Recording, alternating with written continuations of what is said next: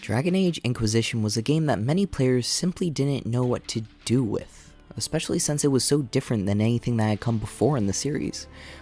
Where the locations had once been linear and repetitive, they were now open world and encouraged player exploration. And a combat system that used to be slow and methodical now flies by the seat of its pants like it's daring you to take the reins and just let loose. Inquisition is a completely different game that requires players who approach it from a very unique mindset in order to receive the best experience from the sequel. And this video is in a very similar place in the trilogy of 3 parts in close critique of the series. I'd highly encourage anyone that hasn't watched the first 2 parts of the critique to go back and experience what I have to say on the prequels, especially since I may end up referencing my conclusions on the earlier games from time to time. But otherwise, if you already have a good understanding of the backstory and lore behind the Dragon Age universe, you should be able to follow along just as well. See, the Dragon Age series puts a lot of effort into pulling on cameos and a growing world lore between each game in order to make every addition to the series so much more than what came before.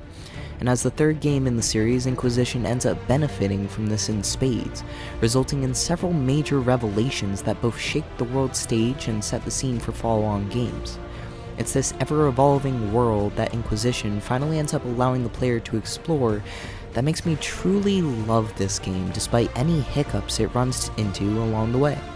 So if you haven't noticed yet, my name is JBJett, and I want to take you on a journey through one of the most captivating games about player exploration that I've ever had the pleasure of playing.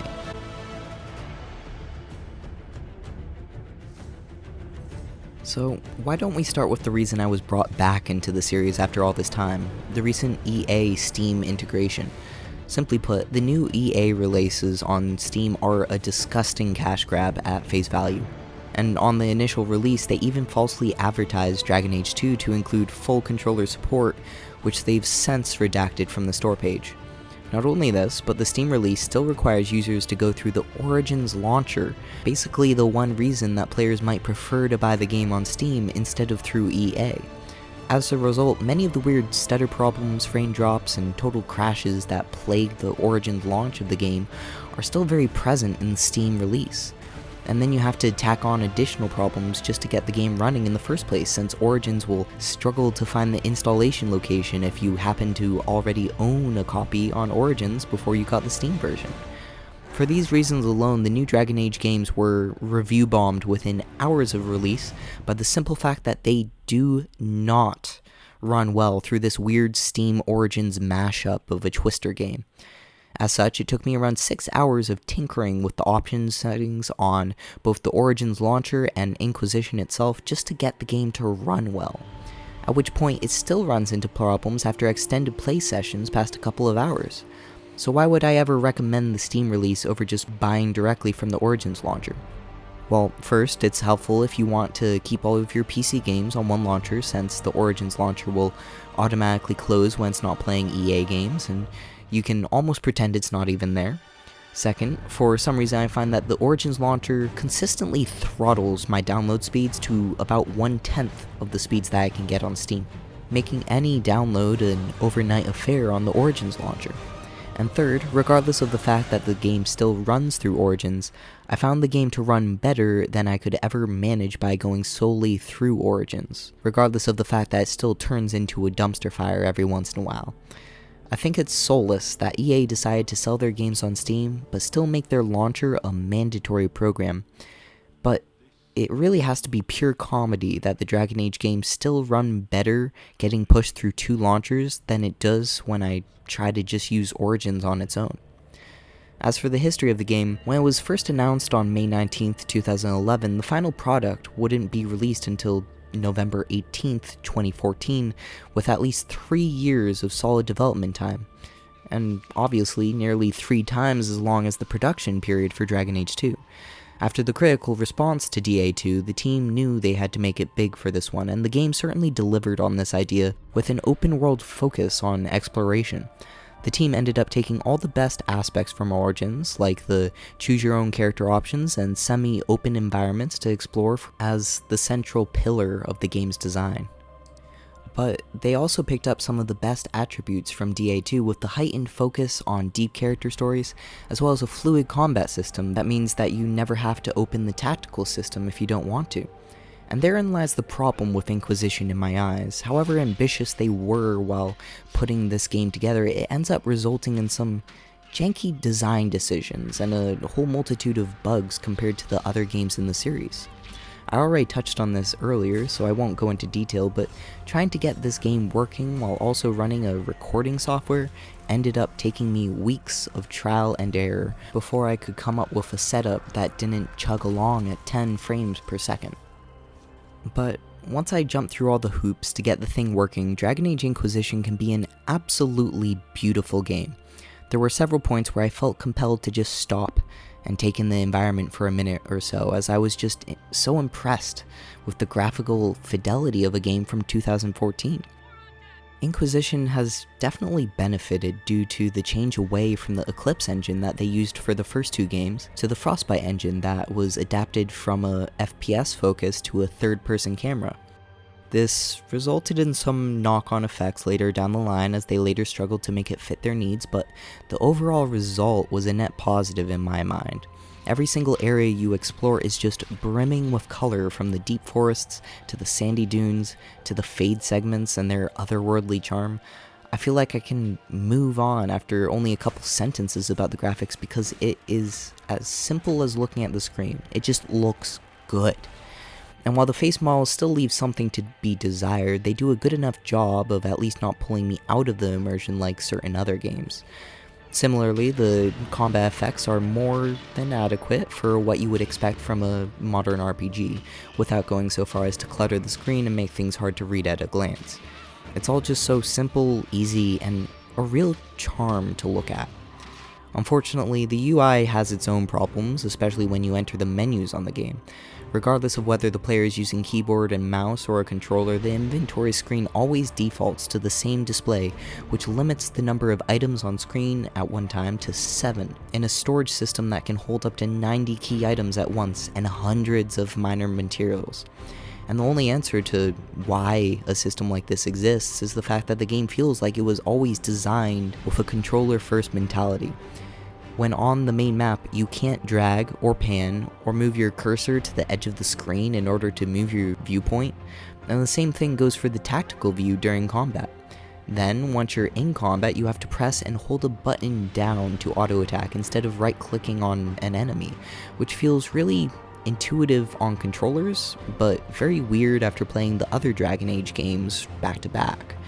Similarly, the controller has a built-in progress time button while using the tactical view, but the keyboard and mouse only has an on and off toggle for the same option, which is sadly lacking in comparison. Add to that the fact that the pause button is automatically bound to the control key instead of the spacebar like most other CRPGs, because they had to use that button for the jump action, which is actually quite important to the layout of certain puzzles throughout the game. So despite the awkwardness of this all, it starts to make sense once you finally realize that this is not a CRPG and should not be treated like it is. Dragon Age 2 made a CRPG control scheme that was pretending to be an action game, but Inquisition ended up building a straight-up action game that looks like it's almost a CRPG if you squint really hard, and even that description needs a couple of caveats in order to make it work. I've played through the main campaign a total of 3 times on Nightmare mode, the hardest difficulty, which doesn't mean I'm necessarily a skilled player, it just means I learned how to use the gearing system. My first playthrough of the game, I played through almost every combat encounter in the game using the tactical mode on a controller, which surprisingly felt a lot better than the tactical mode with keyboard and mouse due to the awkwardness I mentioned. I played with a balanced party with a tank, a support mage, a DPS mage, and an archer, trying to do just about everything I had learned throughout my RPG history to follow the meta that I thought would exist in the game. However, every fight on Nightmare during this playthrough felt like a challenge of my lifetime, trying to keep all my companions in the perfect positions while managing their health potions efficiently and only using their skills at the most opportune times.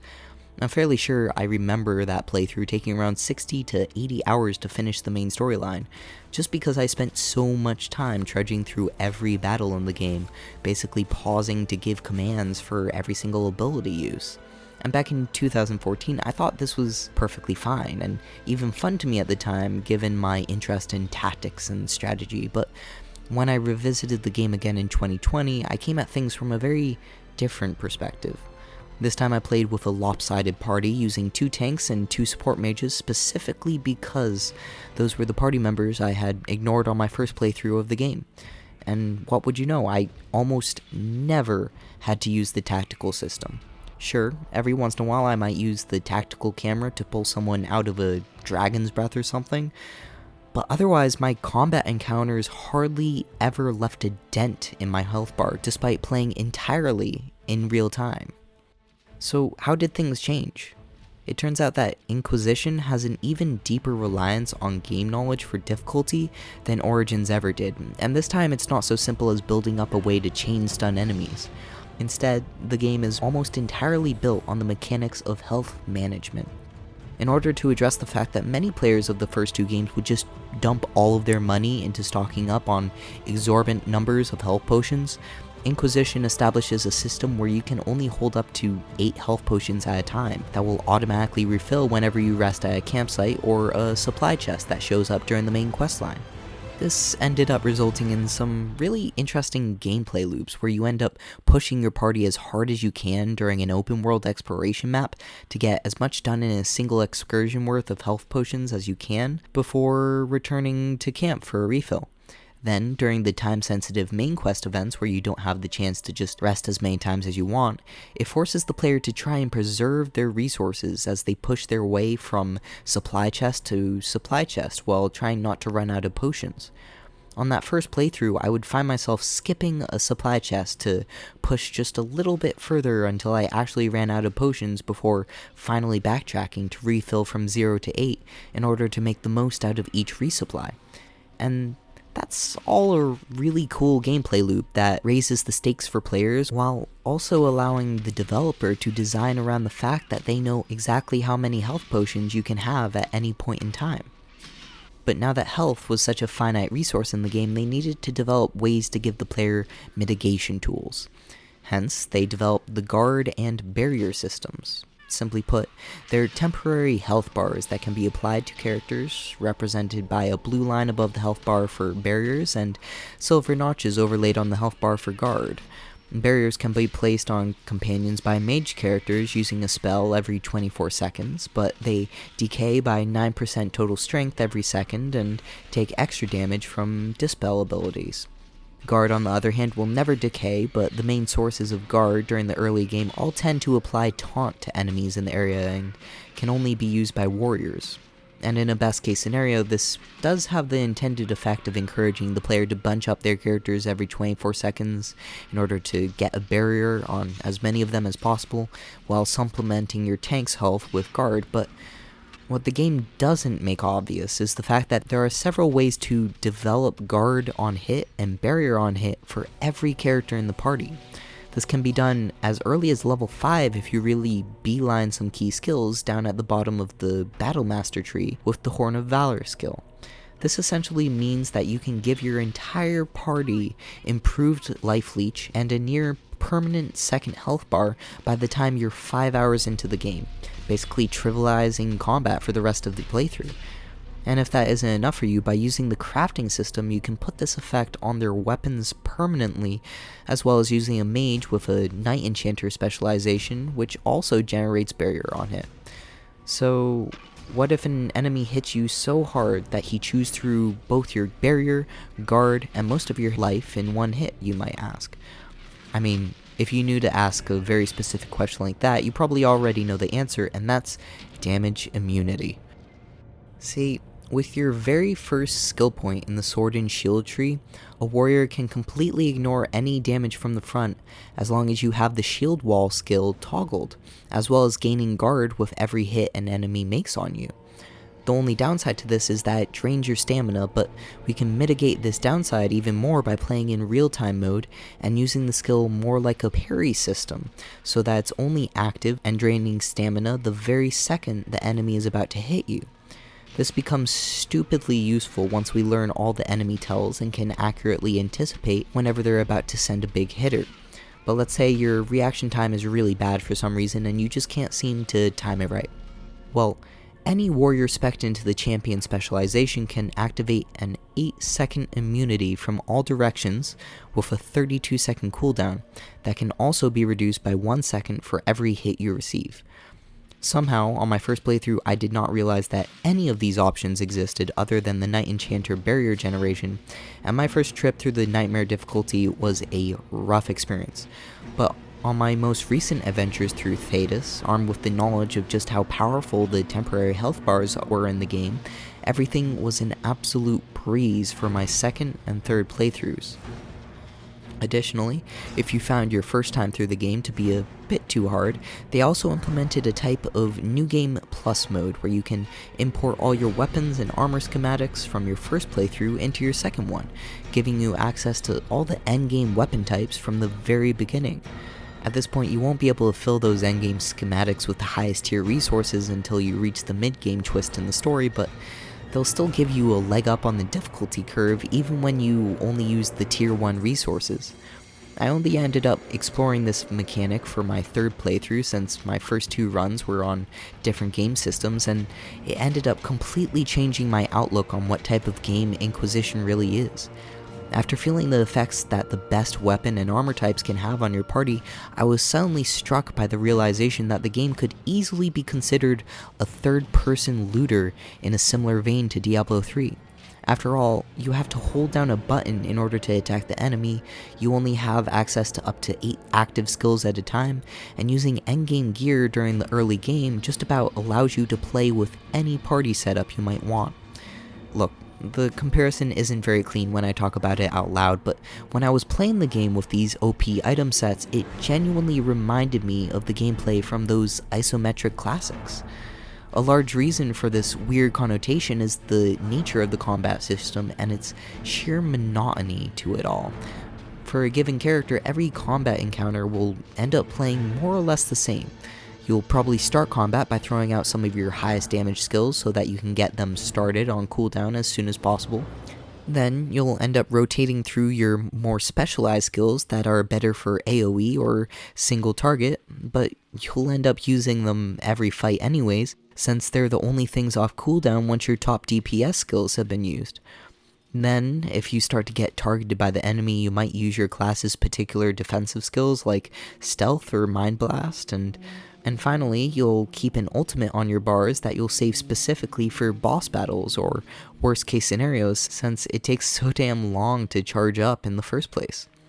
And that's pretty much it. You work your way through a DPS rotation with less ability efficiency than a World of Warcraft GCD, and you enter a sort of mindless zen while the enemies struggle to break through your temporary health bars. And maybe that's why I like the game so much. It really doesn't ask that much from the player other than the initial time it takes to look through all the skills and figure out what abilities seem best for your playstyle. And this is certainly not the only way that you have to play, as I've seen numerous reviews follow wildly different builds that worked for what they wanted to do with the game.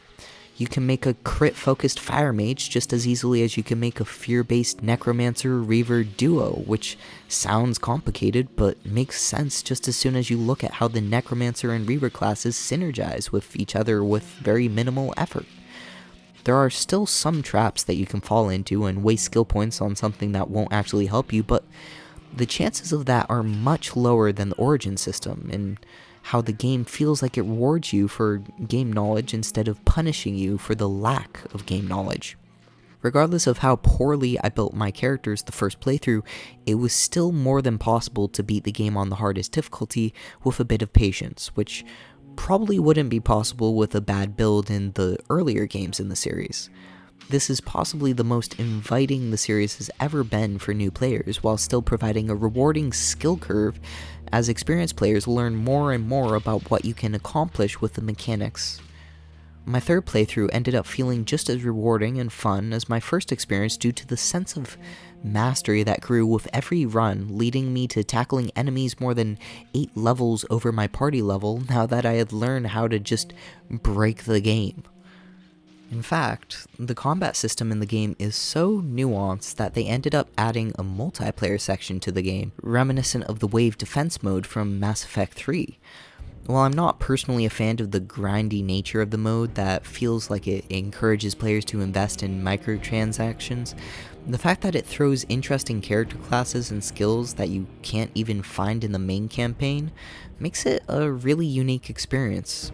From what I was able to test in the game mode, it seems like there's both very few players still using the online function, as well as some spotty internet connections that made me not want to bother really diving into it full sail. Regardless, the forums make it sound like there's still a healthy, if small, community that plays together and really enjoys the progression system behind the combat arena extraordinaire. But other than this, I'm not going to be touching on the multiplayer section in any major way since I never put in the time to really understand it, especially since it seems like such a time investment to really experience everything it has to offer. And that's kind of a weird thing to say considering I've already put in around 160 hours into Dragon Age Inquisition across the last 6 years, but there's something about the bite-sized encounter design from the main game that constantly feels like it's rewarding me with both character and organization growth. See, more than any other game in the series, Dragon Age Inquisition feels like it has a much greater focus on the explorative mindset and reward system. If you really wanted to look in every corner of the game, I've literally watched my wife pour 120 hours into a single playthrough, and then go back and do it all again. And this isn't just hours on end of pure combat, but actual jumping puzzles, hidden dungeons, several sets of collectibles, and a rewarding resource collection system. And all of this ends up directly rewarding the player in some form of fashion by allowing you to make stronger gear, unlock special perks like the ability to hold 12 health potions instead of 8, increasing your elemental resistance for completing the shard collection quests, and as always a healthy experience reward. As such, the time that you spend just goofing off exploring all the beautiful open world maps is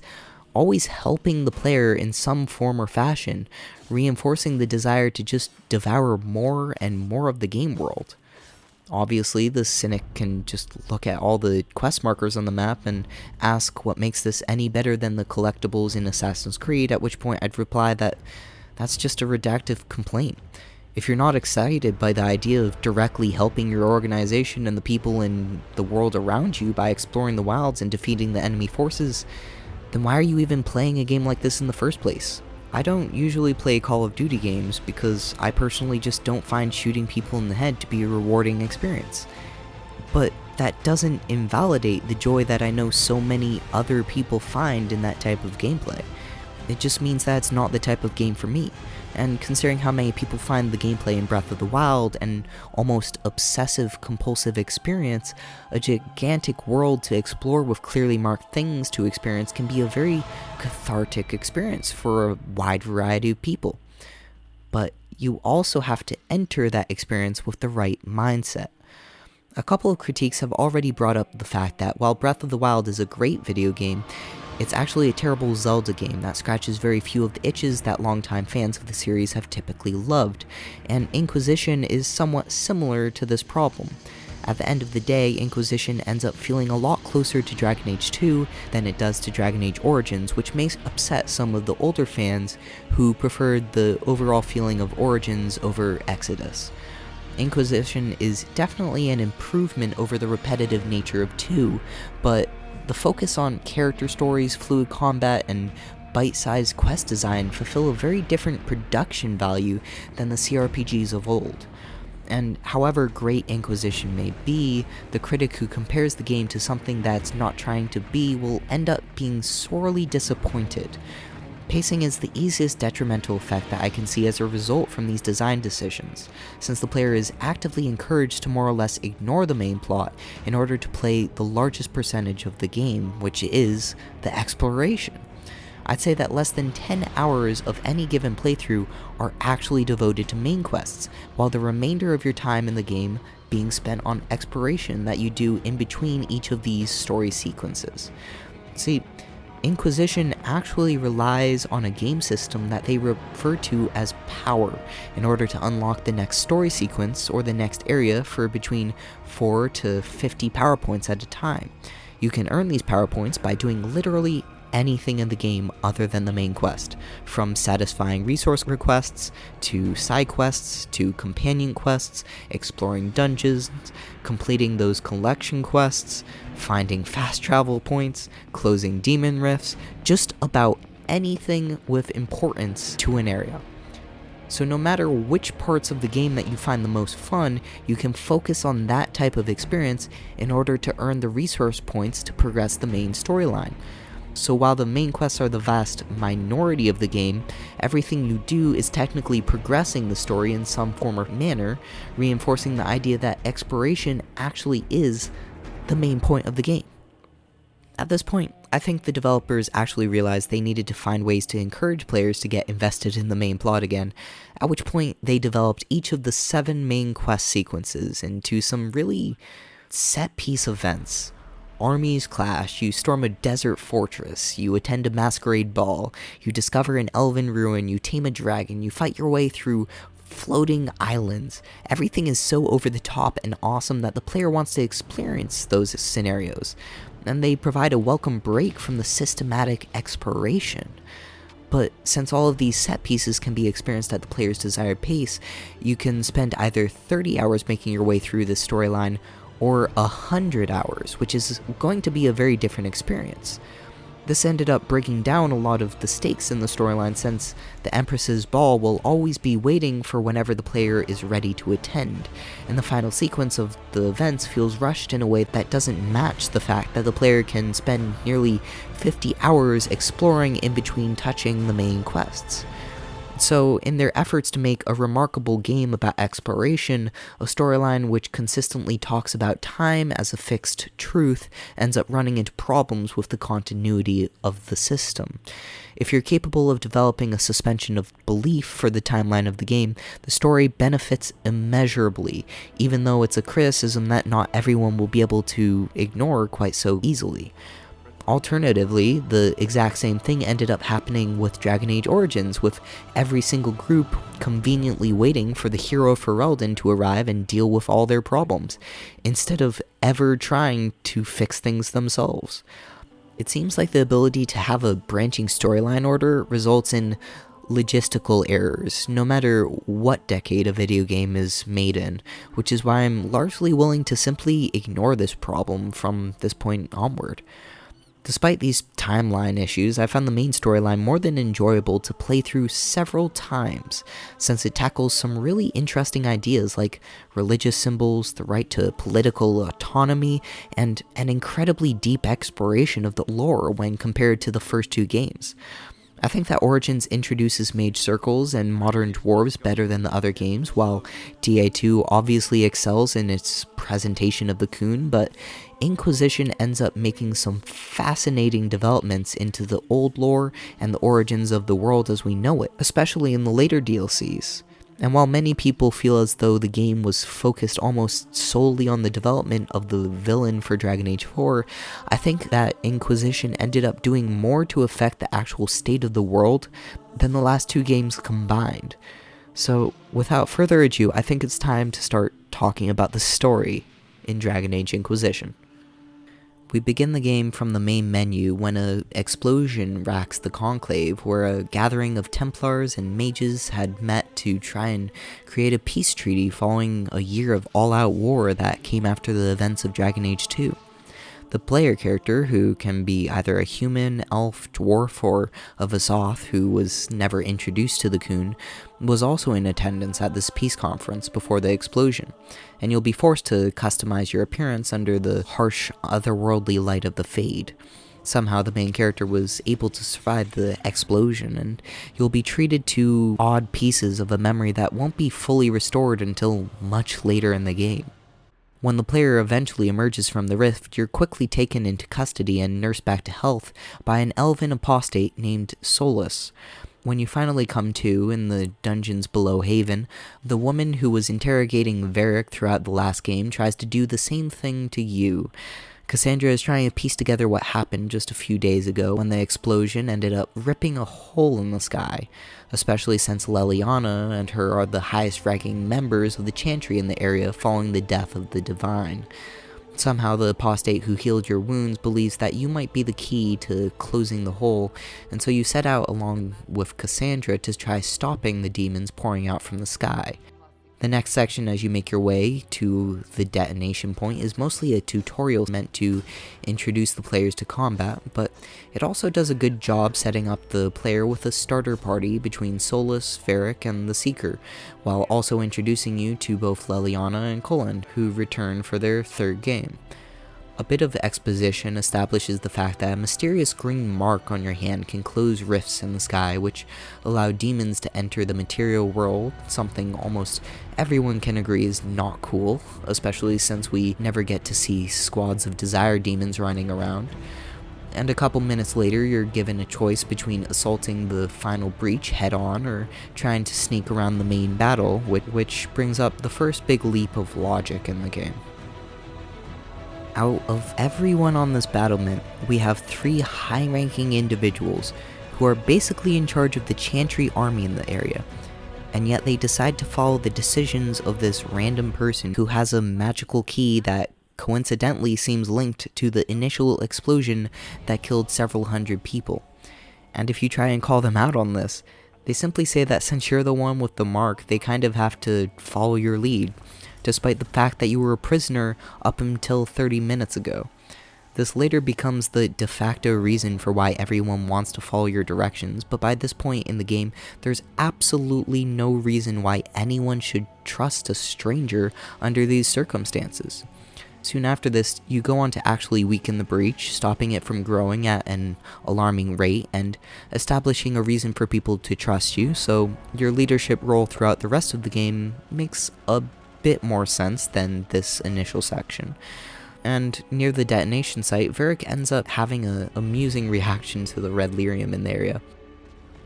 And then we get a little bit of context on what might have happened right before the blast, but still nothing concrete. Your main character loses consciousness for a couple days, and everyone in the area starts calling you the Herald of Andraste due to your connection to a glowing spirit that helped you out of the Fade.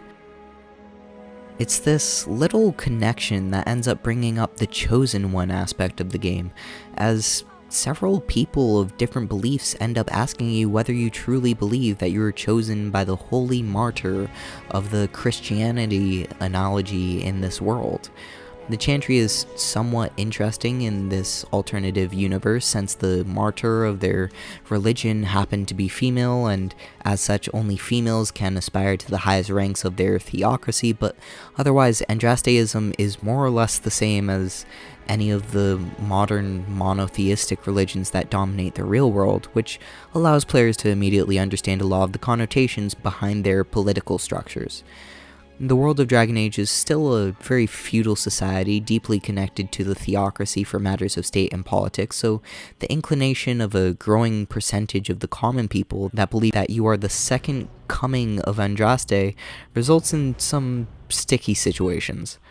Immediately following your actions at the breach, the Chantry quickly denounces you as a false prophet, which cuts off the majority of any support your small organization may have had. Despite this, between Leliana and Cassandra, you already have friends with the left and right hands of the Divine, who decide that the best course of action is to establish a new Inquisition for the power to stop the breach and repair the veil. And between Cullen nailing up a declaration of autonomy, the swell of the music, and the final cut to the title card, the game has well and truly started.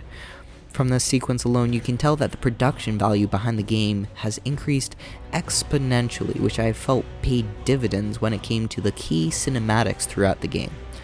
After this, the player is quickly given the first introduction to the War Table, which unfortunately hides some of the best storylines in the game behind a terrible mobile-style time management interface.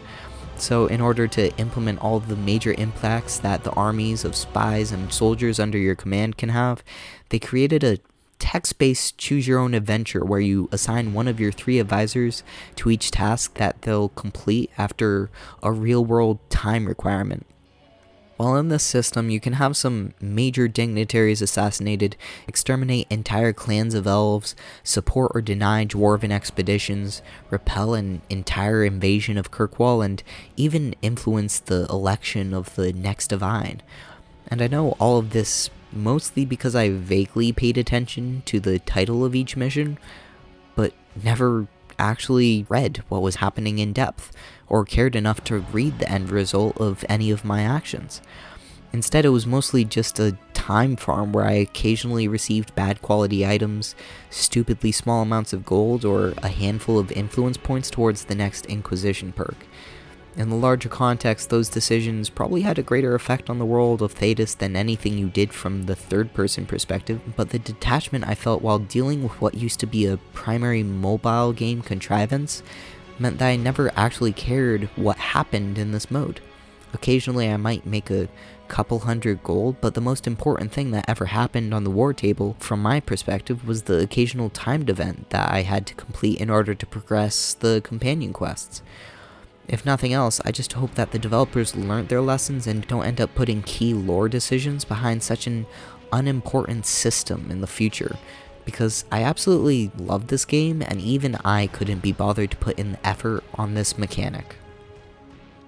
Regardless, as your advisors huddle around the war table, discussing the best ways to try and close the breach in the sky, the choice ends up falling on the Herald's shoulders, despite the fact that everyone else in this room has literal years of experience leading large organizations, whereas you were nothing more than an apprentice in most cases.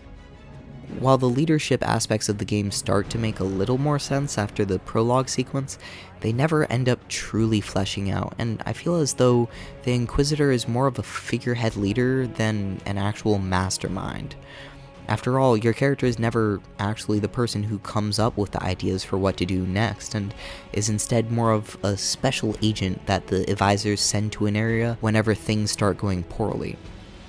Anyways, Colin and Leliana are butting heads over whether to ask the mages for support or the Templars, since both groups could theoretically give you the power to close the breach with their magical capabilities. But first you have to establish the fact that the Inquisition has enough power to even interest these groups in the first place, by helping a refugee camp in the center of the war between the Templar and the mages.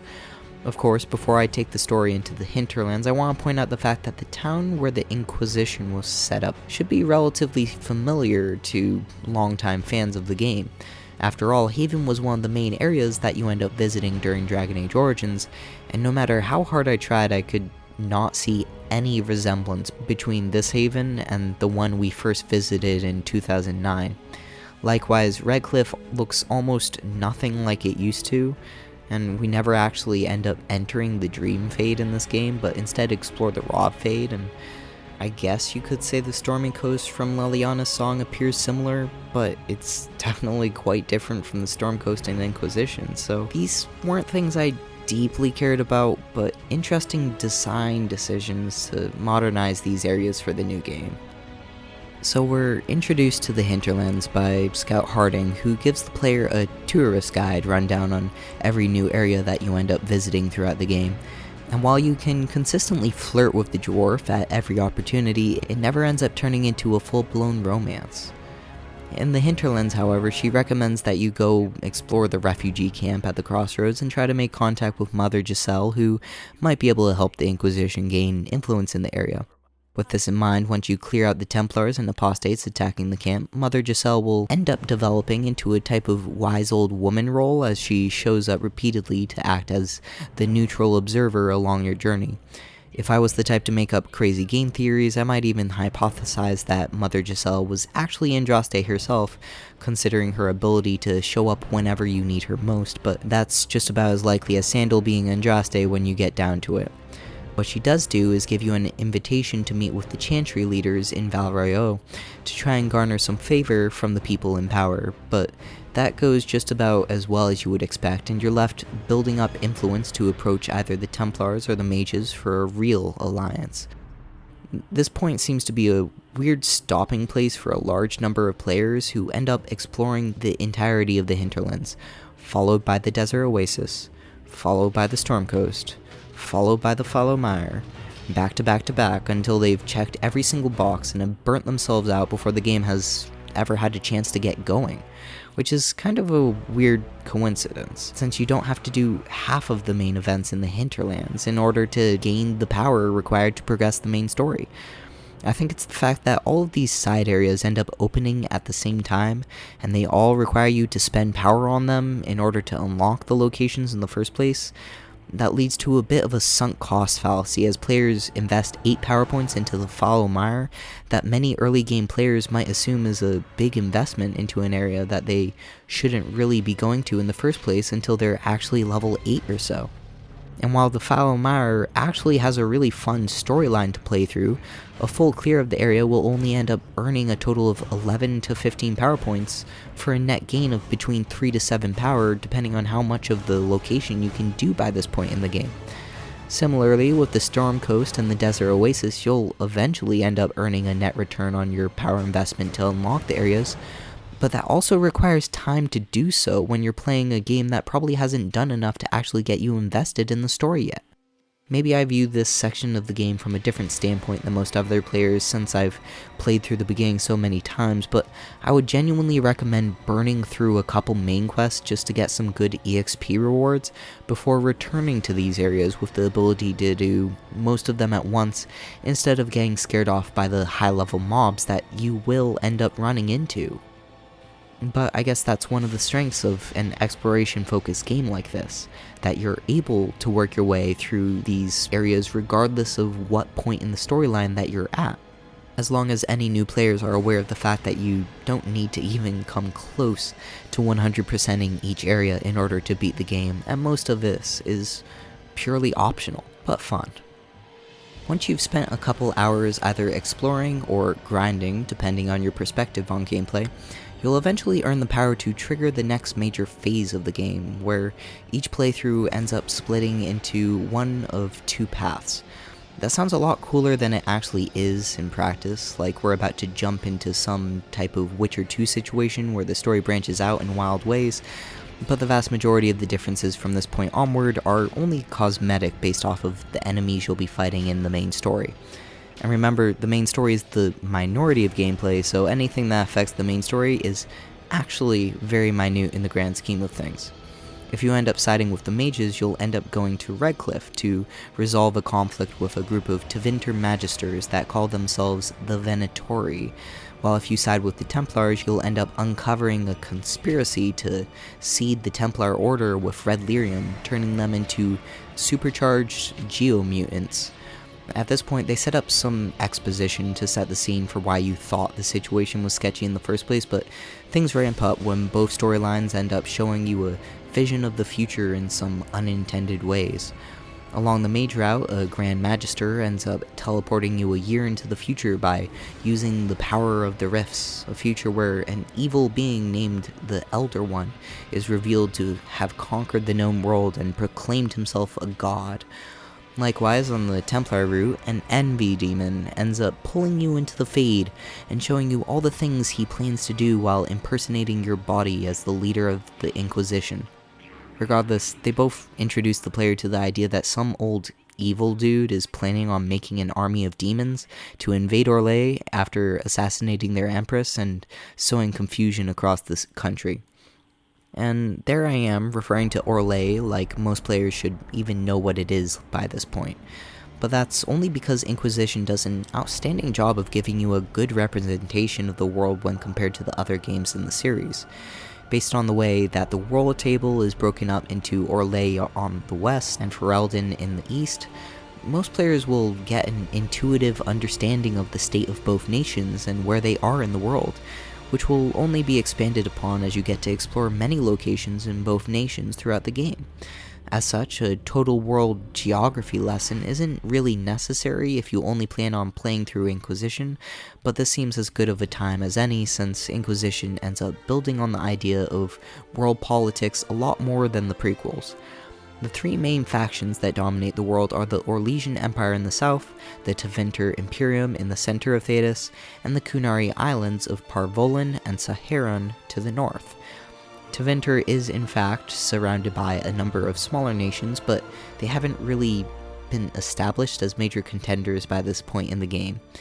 The Anderfels are a largely deserted stretch of land that has been devastated by several blights and led to the construction of one of the largest Grey Warden fortresses in the world at Fortress Weissupt. But the vast majority of the story in the Dragon Age games ends up revolving around the power struggles between Orlais, Tevinter, and the Khun, with both Tevinter and the Khun traditionally being portrayed as enemies in the first three games of the series, since we spent all of our time in the games exploring the southern nations of the world. Consequently, while Origins may confuse players into thinking that Ferelden is a great power on the world stage, the lore frequently refers to them as an underdog that only recently escaped from Orlesian subjugation for a reason. Because of this power balance between the three great powers of the world, the fall of Orlais to the Elder One seems like it would be a particularly bad thing, especially since he seems to favor the Tevinter values of magic before all else. Ironically, this also explains why many of the rebel mages would go on to follow this Elder One, since his victory would result in the expansion of the Tevinter Magisterium and immediately elevate their status from renegades to respected citizens, which is why they rebelled against the Chantry in the first place. Likewise, the Tevinter are gradually lulled into an unwitting subservience to the Elder One as they develop an addiction to red lyrium, which seems to grow in abundance as a result of the Elder One's magic. The stakes are now set, and we have a couple of worst-case scenarios foreshadowed that the Inquisition must work to prevent, but we still haven't met the main villain of the game quite yet. After you end up helping one of the two groups, they end up bringing along a large amount of lyrium that can amplify their powers and help you finally close the breach, which surprisingly goes off without a hitch. After this momentary false ending to the conflict, as the Inquisition settles down to party, a grand army with no flag marches in to surround your forces in Haven, intent to destroy the organization. A couple of well-placed trebuchet launchers later, and you're able to stall the incoming army with avalanches, but an archdemon appears from nowhere to mess up your plans, and the Inquisitor has to fall back to the chapel. Your forces end up finding a secret passage away from the town, but you have to head back out there to stall for time and give them a chance to escape before the dragon consumes your friends. And so, as you desperately set up the final trebuchet for one last avalanche to cover the town, the Inquisitor finally comes face to face with the Elder One, Corypheus. This scene, as Corypheus walks out from behind a wall of fire, flanked by a pet dragon and standing nearly twice as tall as your main character, is always fun to watch. His introduction to Dragon Age Inquisition befits his importance to the lore as the origin of the Darkspawn, and he throws out some iconic one-liners to boot. But I feel as though these one-liners are all constructed in such a way that most players won't understand what Corypheus actually stands for unless you played through the Legacy DLC. While the introduction to his character is a lot less impactful when you meet him in Legacy, his questions upon waking up for the first time in a millennia make him a much more personable character. Like, you could even relate to the position that he finds himself in, lost in a new era, and even just the couple of dialogue lines that allow the player to understand just how zealous he was in a prior life do a whole lot of good in giving the player some motivations for what he's doing in Inquisition. If you weren't able to tell from your first playthrough of the game, everything he does in Inquisition is about the goal to enter the Fade in a physical form and rule from the Golden City as the old gods once did. Upon waking in this world, sadly lacking the higher beings that he devoted himself to while still human, he dedicates himself to attaining that position for the future zealots of the world. Because he is in fact a theocrat by nature of his title as High Priest of Dumont. I don't genuinely think he cares at all about the Tevinter people of the modern age, since they no longer worship the old gods as they used to, since the dragons of lore have all gone dormant following the 5 blights. It's similar to how the modern elves are about as similar to the ancient elves as a house cat is to a tiger. Interestingly, Corypheus also ends up growing as a villain, or I guess a better term for his character arc is regressing. Every time you thwart his plans, he grows more and more impatient and angry at his inability to reach his goals, despite the fact that you should be nothing more than a bug for a man that wants to become a very real godlike entity. Every plan the Inquisitor interrupts is more and more desperate over the course of the game, as he kind of just resorts to throwing ideas at the wall in order to see if anything sticks. Because at the end of the day, he still is just a confused man that we met at the Grey Warden prison. An incredibly strong mage, enhanced by both the Darkspawn, Taint, and Red Lyrium, but still just a man at the end of the day. And all men can fail. The Inquisitor proves this by triggering the final trebuchet and escaping Corypheus' wrath after he realizes that the anchor on your hand can't be removed by any force he knows. And the man retreats to rethink his options as your main character similarly makes a journey across the frozen wastes to reunite with your people. However frustrated the Elder One may have been by his failure, the Inquisition still hangs at a precipice, ready to fade into the void with nowhere to go, until a little elf apostate gives you a second option. Solus reveals to you the location of an ancient fortress by the name of Skyhold, from which your forces can recover from the attack and establish a new base of operations for the future. This cinematic marks the second major half of the game, now that they've poorly established the major villain of the game, and the advisors name you the figurehead leader for the organization. You are no longer an Inquisitor, you will forever be remembered as the Inquisitor. It's a touching moment, even stronger than the title crawl when you first established Haven, and I'm even willing to ignore the fact that the camp in the frozen wastes burst into spontaneous song at their darkest moment.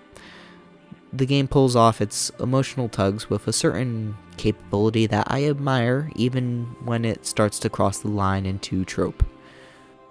So now that we've unlocked the main base for the second half of the story, a lot of the endgame mechanics end up opening up to the player at the same time. During your solo journey, you end up unlocking the ability to use focus skills that draw resources from the focus bar that you can see surrounding the main ability interface in the lower right corner of the screen. And basically this resource ends up generating every time you do damage to enemies, and can be unleashed in a different ultimate ability for each specialization in the game to do some cool side effects. Necromancers can stop time using their ability, Fade Specialists can call down a meteor storm onto the battlefield, and Tempest Rogues can unleash a flurry of 38 strikes in the space of a second by using this resource. But of course, I basically ended up never using it, other than on the bosses, in order to speed them up. And this can certainly speed things up, since you can actually two-shot the final boss on the main game by using 2 Tempest ultimates back-to-back on Corypheus, even on the hardest difficulty. Similarly, you unlock the class specializations for each character type soon after arriving at Skyhold by completing a quick war table event. This allows you to specialize your main character based upon a wide variety of archetypes and organizations like the Templars and the Artificers that have been established across the course of the series. While some specializations definitely feel better to me personally, I think they're all well balanced enough that it really depends on your playstyle and what you want to do with your character for what you end up choosing. It's a flavorful option that ends up adding even more to the already robust character building side of the game. Skyhold also ends up unlocking some interesting cosmetic options in the game, like the ability to dedicate a tower to either the Templars or the Mages, making the garden into a botanist stream or dedicating it to the Chantry, and finally the ability to customize all the flags, tabards, and even your throne to look like they belong to different cultures. These choices are best represented during the judgments that you'll end up meting out on criminals your organization collects in the dungeons over the course of your travels. But I've I found that the judgments have a tendency to err on the humorous side with your options, which ended up biting me in the ass when I ended up clicking on something that I thought was going to be a joke, but actually ended up being the final punishment. Suffice to say, I learned the hard way that a gibbet is the name of those hanging cages that you always see around medieval era games. So these cosmetic changes you can make to Skyhold either don't affect gameplay at all, or had such a small effect on gameplay that it wasn't worth it to interact with them after my first playthrough. I'm sure there's a specific type of person that gets really invested in this system and all the different upgrades you can find out in the wild, but if I was looking for customizable castle building, then there's several different options that blow this one out of the water. And that's okay, because customizing the keep is just about as important to the experience as customizing your flag in Diablo 3. It's a fun 2-minute distraction to make things feel personal, but nothing more. Getting to Skyhold finally unlocks the ability to travel to all of the areas from the second half of the game, with the flooded remains of Crestwood, the craggy wilds of the western approach, the trenches of the Exalted Plains, the verdant woods in the Emerald Graves, and the snowy cliffs of Emprise du Lion, and finally the barren dunes of the Hissing Wastes. All of which represented exploration opportunities of varied types, with some focused on giving players a sense of empty wastes, while others explored the ruined chateaux surrounded by the woodland. I feel as though some of the areas could have been expanded on quite a bit, like the fact that you can purge the undead swarming around the war zones in the Exalted Plains, but then nothing really important happens as a result of this that I was able to see. Similarly, there's a Dalish settlement in the southern Exalted Plains, which won't be friendly with the character until you prove your worth and help the clan with several tasks around the area, which I thought was a cool idea, up until the point where you reach a resource turning questline that basically blocks you off from progressing that section of the game until you do a series of 10 fetch quests, so there's obviously some good points and some bad points to the quest pacing. Perhaps one of my favorite random quests you can run across is the temple in the center of the western approach, where a mage used the power of the rifts to stop time, catching an all-out fight between the Venatori and the demons. There's just such a wide variety of random things that you can end up running into that at least a couple of them are guaranteed to end up hitting the mark depending on your taste in quest design. There's 12 dragons to hunt if you like fighting boss mobs. You can grind power by gathering resources and using them on requisitions. Almost every hidden dungeon ends up rewarding you upon completion, and if none of this meets your fancy, even the companion quest lines end up giving you power when you complete them. The world is your oyster, and now that all of these options open up in the second half of the game, you can really focus on whatever facets of gameplay end up exciting you the most. It kind of reminds me of a more cultivated version of an MMO format where the most efficient method to progress is to work your way through the main quest hubs, but there's still a bunch of side content that exists more for flavor than for efficiency. As such, the first playthrough of the game I ended up collecting all of the hidden artifacts that you end up locating with these skull telescope things, and had a decently fun time doing so, but never felt the need to work my way through that tedium again on the follow-up playthroughs. But regardless of how you end up working up the resources, you're given two main goals to work towards: locating the Grey Wardens who have mysteriously gone missing, and attempting to save the Empress from the upcoming assassination attempt. If you end up following the Grey Warden questline, it will take you to Crestwood, where you end up meeting a different character depending on what type of world state you imported into the game. The default Renegade Warden is Stroud, who you might have met during the Dragon Age 2 campaign, but is a very easily forgettable character since he only ever gets one major scene in the entire game. Alternatively, either Loghain or Alistair might be in this place depending on where they ended up at the end of Origins. The Loghain character looks a little bit weird in the new engine, but at least it ends up working out better than some of the other cameos like Honora, who looks weirdly generic in this game. Similarly, along this questline you'll reunite with Hawk, which is a whole nother can of worms when the male Hawk looks accurate to the original character, but the femme Hawk looks like a completely different person. All of these cameos react slightly differently depending on the personalities that you ended up giving them in the prior games, and a small number of other choices you made, but mostly it's just a question of who's alive and who's not in your game world. No matter who actually shows up as your game's Warden Exile, the story follows the same beats as he reveals that all the Grey Wardens started to hear the call that tells them that they're about to become a Darkspawn at the same time, which ended up causing chaos in their ranks. Many of them ended up going on a suicide mission into the Deep Roads as a result of this call in order to die by combat before they lost control of themselves. Eventually, the organization caught on that something was odd at hand and immediately sent out an order to return to Adamant Fortress near the western approach. Despite this, the Wardens are now desperate in a way that they typically only get during the Blights, faced with the uncertainty whether they all might descend into madness at a moment's notice. This led them to attempt a last-ditch effort to invade the Deep Roads and kill the remaining old gods before the next Blight could even begin, since most of the Wardens assumed their end was about to arrive anyways. A Tevinter Magister ended up coming to them in this time of need with a plan to help them, using blood rituals to bind the demons from the rift into servants to the Warden mages, bolstering the last-ditch assault on the old gods. Unfortunately, the Inquisitor soon discovers that this Magister has also been using this binding as a two-way street to bind the Wardens to Corypheus' will. What makes this storyline just a little bit better is the fact that this is exactly the type of thing that the Wardens would probably try to do even if Corypheus hadn't manipulated their plan to suit his own needs.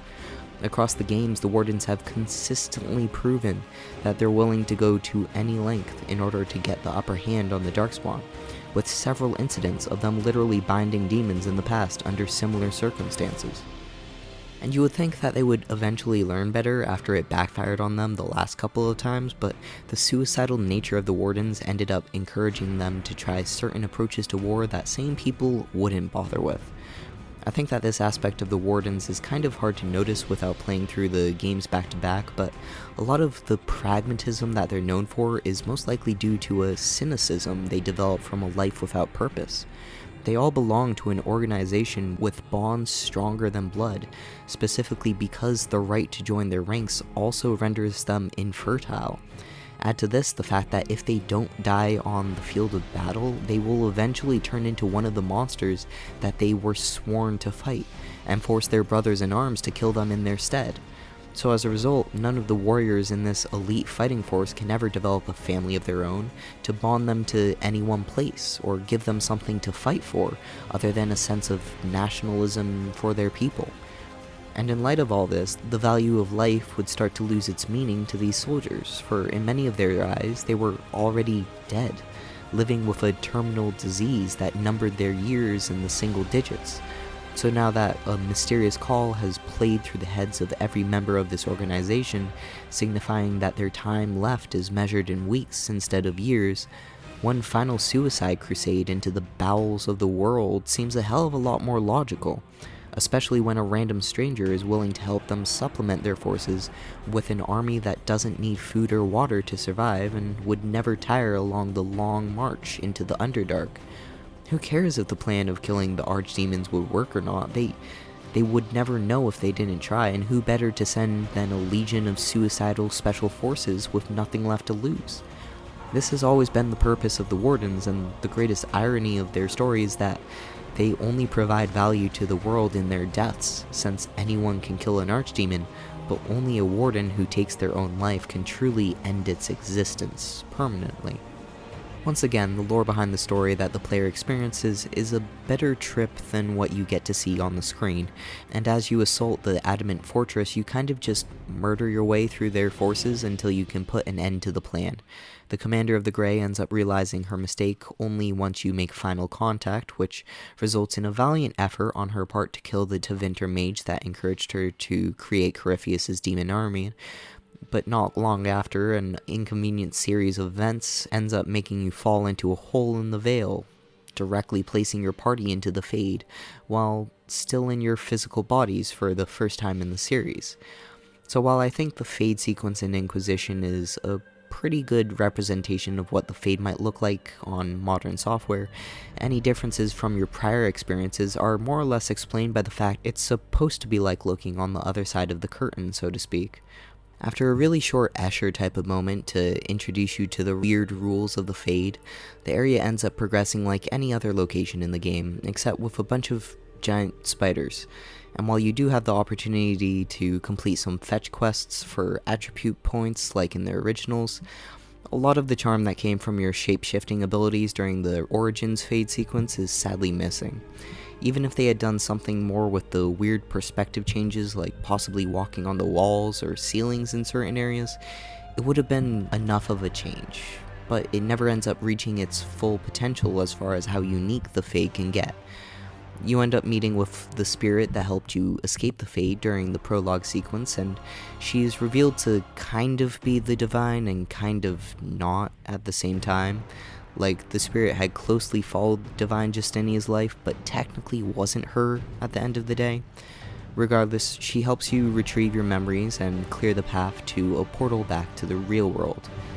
Near the end of the trip, you end up running into the nightmare demon that was manipulating the Grey Warden fears into producing a fake calling across Orlais, but you're never able to defeat the larger super spider form of the monster and only ever deal with the smaller, more humanoid manifestation.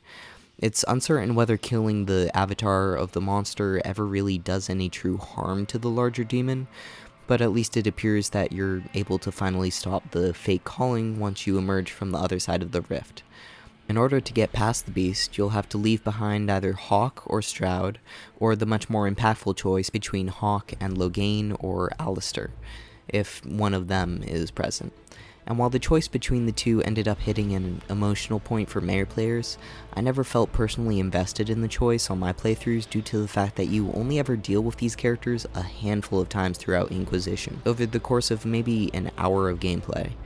Choosing to let Hawk die can be a very emotional moment, but mostly because of the effects it ends up having on Varric, who experiences some very real trauma after learning that one of his best friends had to be sacrificed. Alternatively, having the Grey Warden survive the encounter ends up feeling like a much stronger choice, since they will eventually end up taking leadership over the remaining Wardens as you either force them to join the Inquisition or exile them from the country back to Weissup Keep in the north.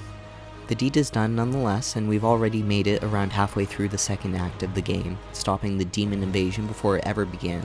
And next, the Inquisitor must attend a ball at the Winter Palace, a conflux of every important noble in the Orlesian courts as they prepare to discuss a peace accord for the recent civil war that's been playing out across the country.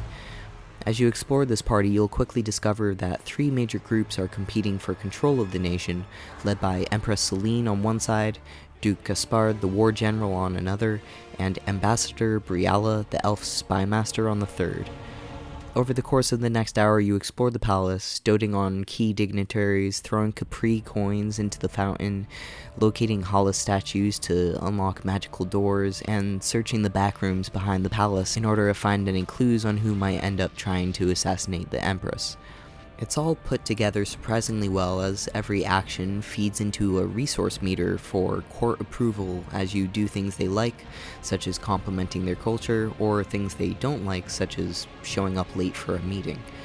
And this ends up translating into very real effects for the player as well, since you can even skip the final boss battle for this questline if you get your court approval high enough before the final sequence, which can be a really rewarding prize when you might be struggling with your character power on your first playthrough. Ultimately, it tries to give you the impression that you're involved in a political game of intrigue, but it mostly just does this by throwing a bunch of incomplete information at the player and then asking you to make choices without knowing the full picture. The problem with this is that you end up finding blackmail information for all three of the power players at the party, and it's mostly just a contrivance to make sure that no matter which side you pick to come out on top, you'll still have some reason for them to follow your beck and call. Instead, most of the Winter Palace storyline is focused around the incredibly hasty introduction to the Grand Duchess Floriane, when you get to dance with her, share some words, and then get betrayed by the woman less than 10 minutes later, as though this would have any emotional resonance at all. It does establish who the assassin was going to be pretty succinctly, but the focus on these bite-sized, hour-long main quests also makes it really hard to develop any sense of attachment to the characters that they end up establishing in such a short period of time. Like, yes, the player is given the choice whether to allow the assassination to go through or not, and even putting the elves in power if you play your cards right, but none of it matters to the player more than a physical representation of several different culture groups. Allowing Celine to stay in power is an unspoken agreement with the status quo, while the General Gaspard promises a strong military state, and the Ambassador promises better treatment for the elves. But with what little time we spend in the area focused on exploring the palace grounds instead of actually talking to people, they never get enough screen time to become more than just a figurehead for different political beliefs, and the resulting final choice between the three of them is just as uninteresting due to this lack of development. I chose to spare the Empress in one playthrough and support Briala in the other, and the only real end result of this choice seems to be a change in the final slideshow and possibly some random war table missions. Regardless, the Empire maintains its stability with or without the Empress, and the future we saw in the Mage Templar section of the game has been averted. I won't lie, I almost forgot to mention that Morgan shows up during the palace sequence, and that's because she might as well not exist for all the good it does to the storyline at this point. It does try to flesh out the backstory behind what she did in between Origins and Inquisition, becoming an advisor of the cult for the late Empress, as well as a chance to see her in a stunning ball gown that looks like it ate up half of the costume design for the entire questline. When she shows up later as the Orlesian ambassador to the Inquisition in her customary attire from the first game, it does end up bringing up the question of why the general masses like her character so much. Like, is it actually because she's a strong female character who answers only to herself? Or is it because her shawl appears to defy sway physics and is actually super glued to her body? Probably a bit of both. If you ended up taking her up on her offer to make an old god baby with the Grey Wardens in the first game, she does still have some interesting scenes as you deal with the young boy's fate, but her primary purpose is to guide you through the next storyline as you follow Corypheus to an elven ruin deep in the Arbor Wilds.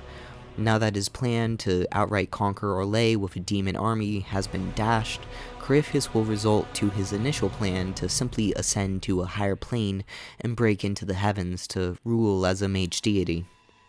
The next stage of this plot involves a hasty bid to take control of an Illuvian and access the realm halfway between the physical world and the Fade so that he might finally break through the veil. And the ideas behind this plan are introduced to new players in a really concise way as Morgan pulls the Inquisitor through her Illuvian and into the space beyond in the first time that we've ever had a chance to see what lies behind the magic mirrors that were first introduced in the Dalish origin story around 6 hours ago for the context of this review. That's some real dedication, both from the fans of the series that played through them all as they came out, but also from the 3% of viewers that actually finished watching a video critique like this in its entirety. Getting back to the Illuvian storyline, I think the way they introduce you to what the Illuvians can do is a really cool moment since the world you get transported to is so different from anything else we've seen up until this point. Instead of the weird green-tinged Escher-style oddities of the Fade, this land between worlds takes on a magical light blue hue and ends up feeling like a world inside of a portrait. You don't actually get the option to explore it at this point since it's only used for the short introduction to the concept to Illuvians, but this will come into play a lot more during the third DLC named Trespasser. Suffice to say, these magic mirrors are an ancient teleportation system for instantaneous travel between any active Illuvian in the world. The problem with this is that the vast majority of them are currently locked and require unique keys of either knowledge, power, or sometimes even physical items in order to permit passage through each door. Unfortunately, over the course of the last 1,000 years, as the elves lost control of their empire, the mortal races also lost the vast majority of the knowledge that once allowed them to use this teleportation system. At their best, the humans during the height of the Tevinter Imperium managed to use the mirrors as a communication network, but no one has quite been able to unlock the ancient power of the artifacts until recently.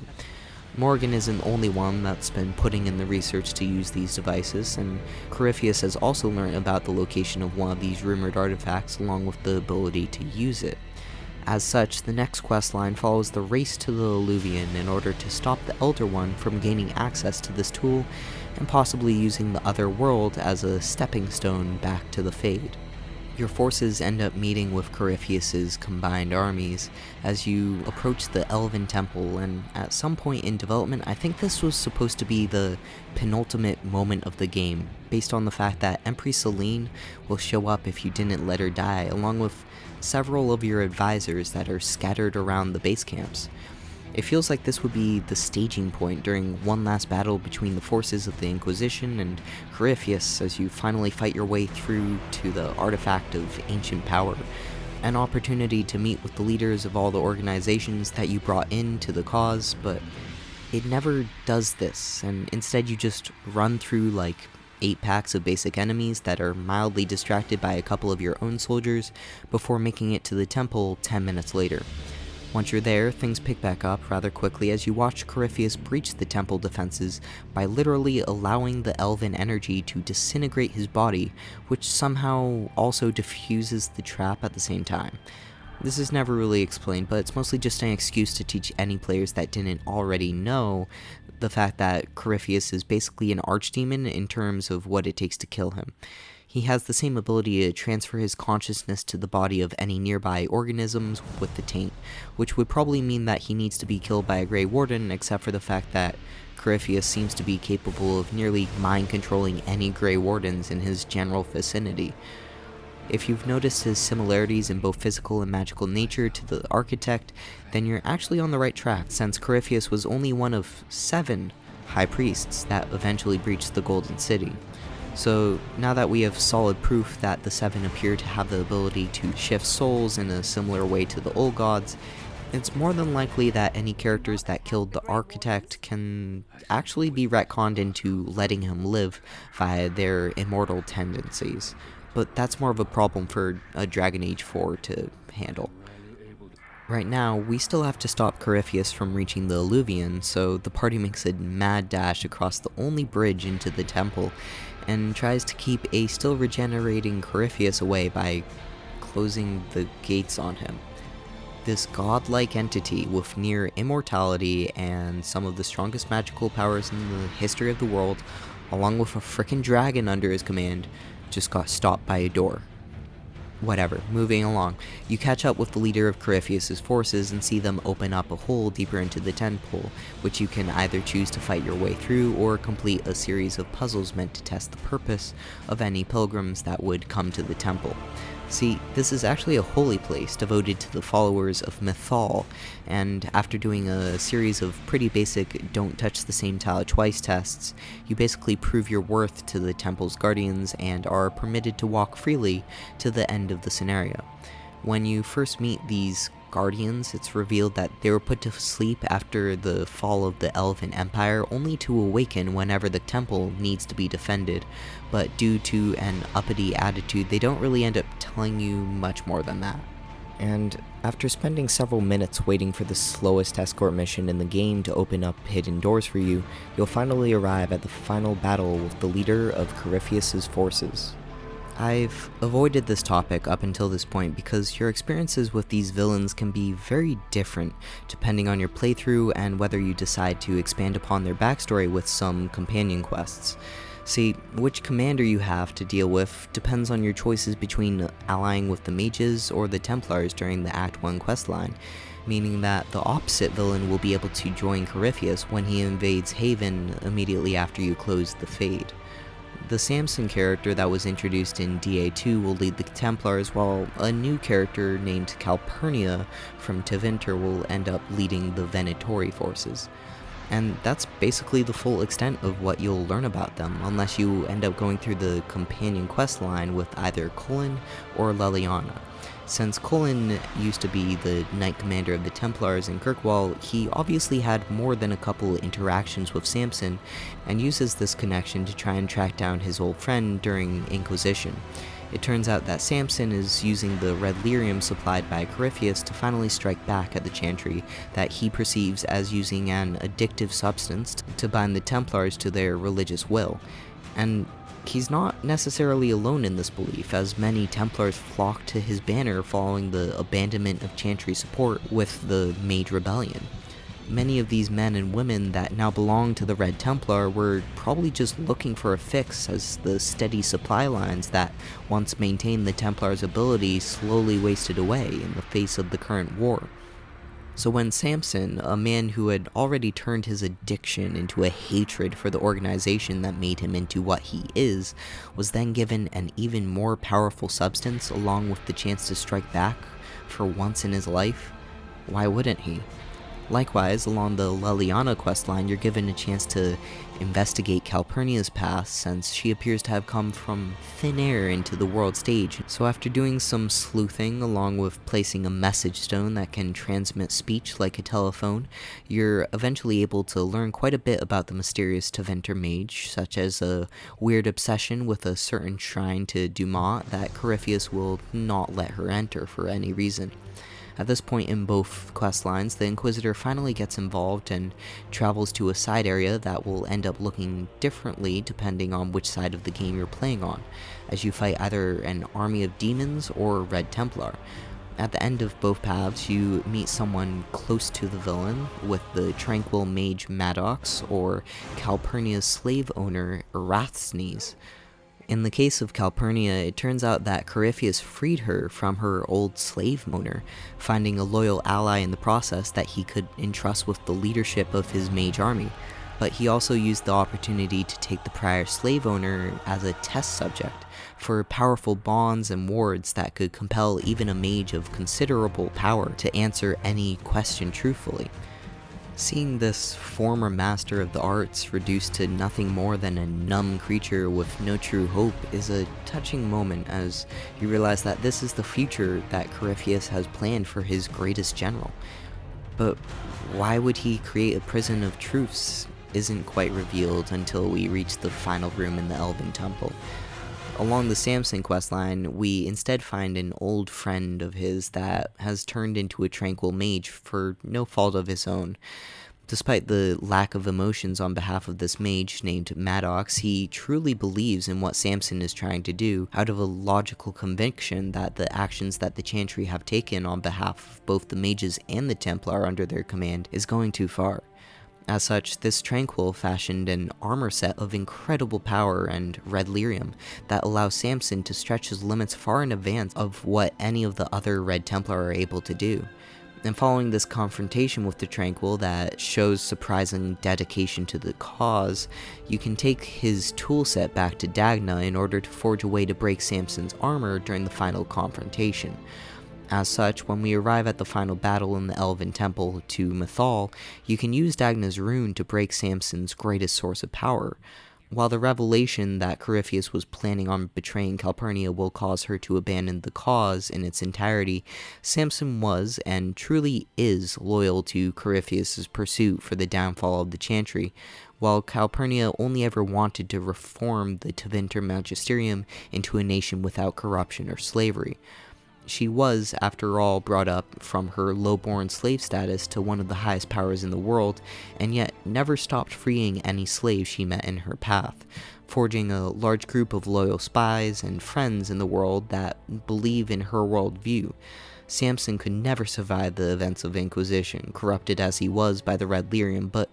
Calpurnia lives to see another day, as you end up getting into a fight with her as she jumps from the ramparts into the void.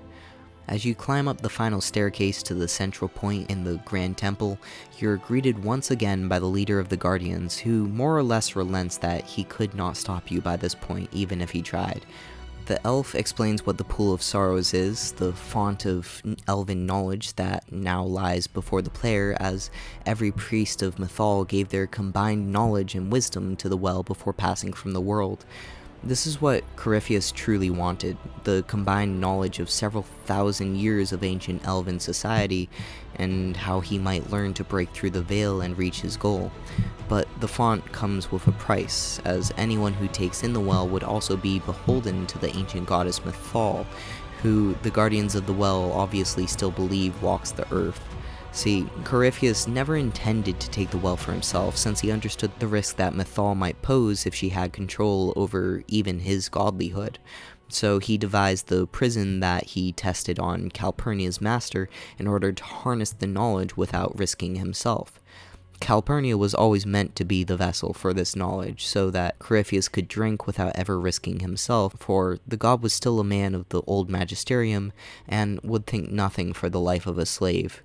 It's kind of sad when you think about it like this, that Corypheus freed her from slavery, using her to command his armies, until one day he would have turned her into something even less than a slave, a prisoner. Regardless, you beat him to the well, and it now falls upon you to choose between giving the font to Morgan, who promises to use it for your benefit, or take it all for yourself and be beholden to a lost god,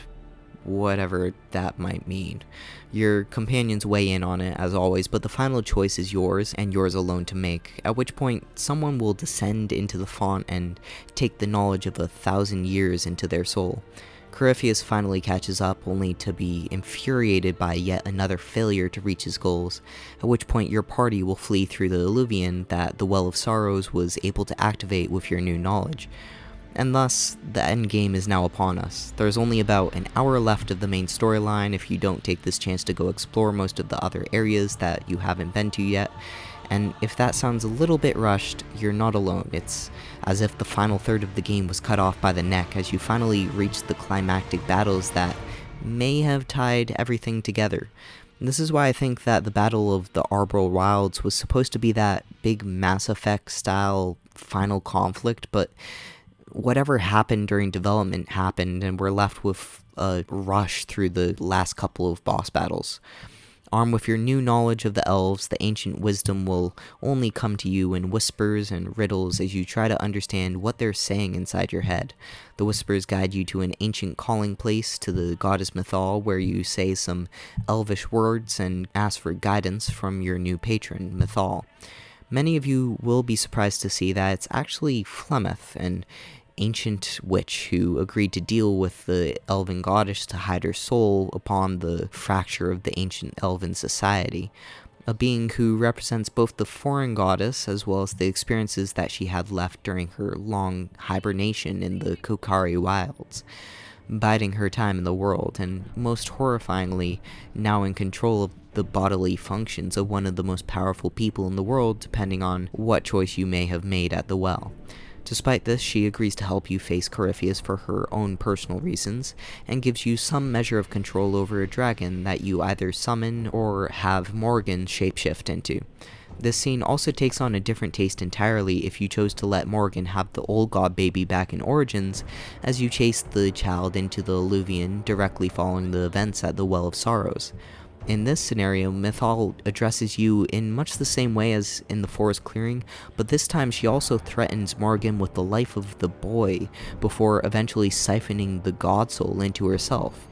So if you found Flemeth scary before this point, she now harbors the soul of an old god, along with an elvish goddess, before giving you control over a dragon capable of taking down Corypheus' own pet. Flemeth leaves the scene. Morgan is either pissed off that her soul belongs to her mom, or slightly pleased if you were the one who took the well, and our story is almost over as you finally return to Skyhold for the last encounter. Your advisors seem to be arguing over the best course of action going forward, since nobody is quite sure how to track Corypheus down now that you have a plan of action to defeat him,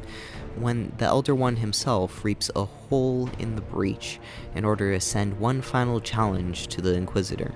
Despite the fact that you could have spent several days of actual gameplay exploring the world in between the Elven Ruin and this moment, the Inquisitor's army will always be traveling back from the Arbor Wilds when this event begins, forcing a final battle as you face him one-on-one. We'll just ignore the fact that the advisors were able to return to the castle nearly the same time you stepped out of the Illuvian, as well as the fact that all of the other companions who didn't travel through the portal system are also available, but it's all well and good, since the armies probably couldn't have done that much, considering Corypheus lifts several blocks of land into the sky upon your arrival, and could have most likely wiped out Skyhold in its entirety if he ever wanted to with the sheer power he holds in his hands. This is, after all, one of the strongest human mages to ever walk the world, armed with an elven artifact capable of tearing through even the veil. But now that you've thwarted his best laid plans a total of 6 times by this point in the story, Corypheus is out for blood and threatens to destroy the entire world by opening up the breach as a calling card for the Inquisitor. When you catch up to him on the floating land barge, he implies that you see yourself as a competitor on the god stage, that the Herald of Andraste plays to the tune of their own religion, soon capable of challenging even the Tevinter god himself, and he will have none of this pageantry. His plan of action, pulling apart the veil by the seams, is inherently insane and would cause the very land he wants to rule over turn to ash or something close to it. But this isn't the plan of a sane man any longer. While he claims to godhood, the confusion he displayed when first released from his prison shows well and true how much of a man he still is, and the growing frustration at his failure to compete with an insignificant bug is all the more infuriating. Add to this the fact that he's since grown his power by infusing his body with red lyrium, and there's a good chance that he's poisoned his own mind with their power, no matter how resistant he might have been, much in the same way that Samson was. No, I think it's this insanity that ends up driving him through one last-ditch effort to have his way,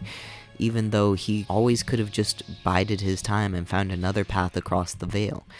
And it's this same insanity that ends up leaving him vulnerable to the Inquisitor during the final confrontation along the beaches of these floating islands. Your new dragon friend heeds the call and deals with his pet, leaving you in a fight to the death as he kites you along a series of broken walls. The scene is suitably epic as you get to watch the dragons fighting in the skybox while you make your way through these ruined bits of castle, all the while dealing with Corypheus as he hangs out floating in the air, completely immune to any melee assault.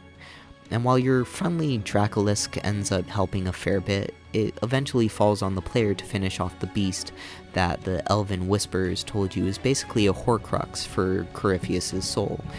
After finishing off his pet, Corypheus will theoretically have his power to shift bodies momentarily taken away from him, allowing you to take him on in one final battle that may or may not be epic depending on if you use a couple of fully powered ultimate abilities that literally just eat him alive. No matter how you decide to defeat the Magister, the final cinematic is quite fitting for the ludicrous nature of his plan, as you use the device to close the breach and open a rift inside of his body. The only problem with this is that the final result from this battle is kind of left up in the air, since you did destroy his body while sending his soul directly into the Fade. His whole gig was trying to enter the Fade without losing his physical body, so the act of sending his soul directly into the spirit realm in this way is almost like a halfway victory for the man, despite your intentions. And this is only made worse by the fact that Corypheus made the battlefield into a one-for-one allegory for the floating Black City in the Fade, increasing the chances that his soul might go directly there following any crossover. So even if his plan didn't work out entirely, it's hard to believe that his soul wouldn't still be an important creature in the dream realm, where his madness ambition might make him into a monster of even greater proportions. Then, we already know that he had the audacity to reach into the Fade's Forbidden Palace once before, so what's to stop him from doing it again now that he's well and truly forced into this dream world without a link back to our own? Yes, the Inquisitor ended up stopping the immediate threat to the world order, but I wouldn't be surprised at all if Corypheus ended up coming back to the story when players are finally given a chance to explore the center of power in the Fade for themselves. So after this death scene, the game ends up finishing things in a very BioWare way as you get a final cheer from all your companions, Solus ends up disappearing after the artifact was destroyed, and you get thrown into a grand party to get one final chat with all your friends before the final slideshow plays. Then players are given a teaser like we're watching a Marvel after credits scene where Solus ends up meeting with Mythal and siphons off her energy as she willingly seems to give her power to Solus while calling him the Dread Wolf. It's cryptic, it looks cool, and it has far-reaching importance in terms of the lore, but for most players this was just a really weird scene meant to imply something big for the sequel. With all this said, I don't think the ending to the main storyline was necessarily bad. It just wasn't really amazing like some of the other game endings. When they used a similar chain of events for the ending of Origins, killing the big bad guy, having a small dinner party, then closing things out with a slideshow, it was received well because it was in fact just a simple good versus evil type of game, but now that we're dealing with Dragon Age Inquisition, it seemed like the game was trying to deal with some bigger themes than simple good versus evil. All the connotations of religious dissonance, the war between the mages and the Templar, the feverish pragmatism of the Grey Wardens, along with the uncertain future of the Orlesian Empire, the Elvish Guardians and their knowledge of a world that once was, it all seems to indicate that something bigger is coming to this world, and establishes a narrative that couldn't simply be solved by a 4-to-1 confrontation on top of these floating islands. A feeling of narrative inconclusiveness that was apparently shared by the developers as they went on to create the real ending for the game nearly a year after the initial release on September 8th, 2015. But the game had 2 other very interesting DLCs come out during that time period, and I certainly haven't forgotten the fact that I haven't had a chance to talk about the companions by this point in the critique, so it's time to dive back in. I've decided to tackle the companion quests separate from their narrative involvement during the main campaign, since it's actually really easy to miss them if you don't know what you're doing this time around. Unlike the first game that relied upon gift giving, and the second game that would literally give you a quest to talk to your companions whenever they had something new to say,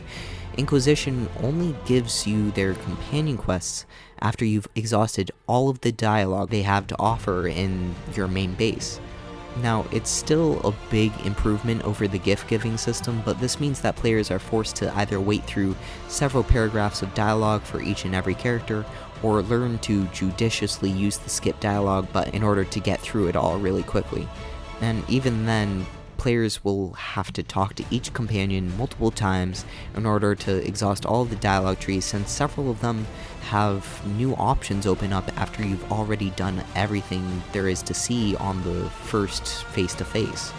This can end up getting kind of confusing for newer players, since some of the companions give side quests that aren't necessarily the same thing as their companion quests, and the best indication you'll ever get if you've done everything they have to offer is if their tarot card in the character selection screen ends up changing. The system is kind of bonkers for a first playthrough, but it starts to make sense once you develop a habit of checking up on the characters after the main quests, since that's the only time their triggers really change.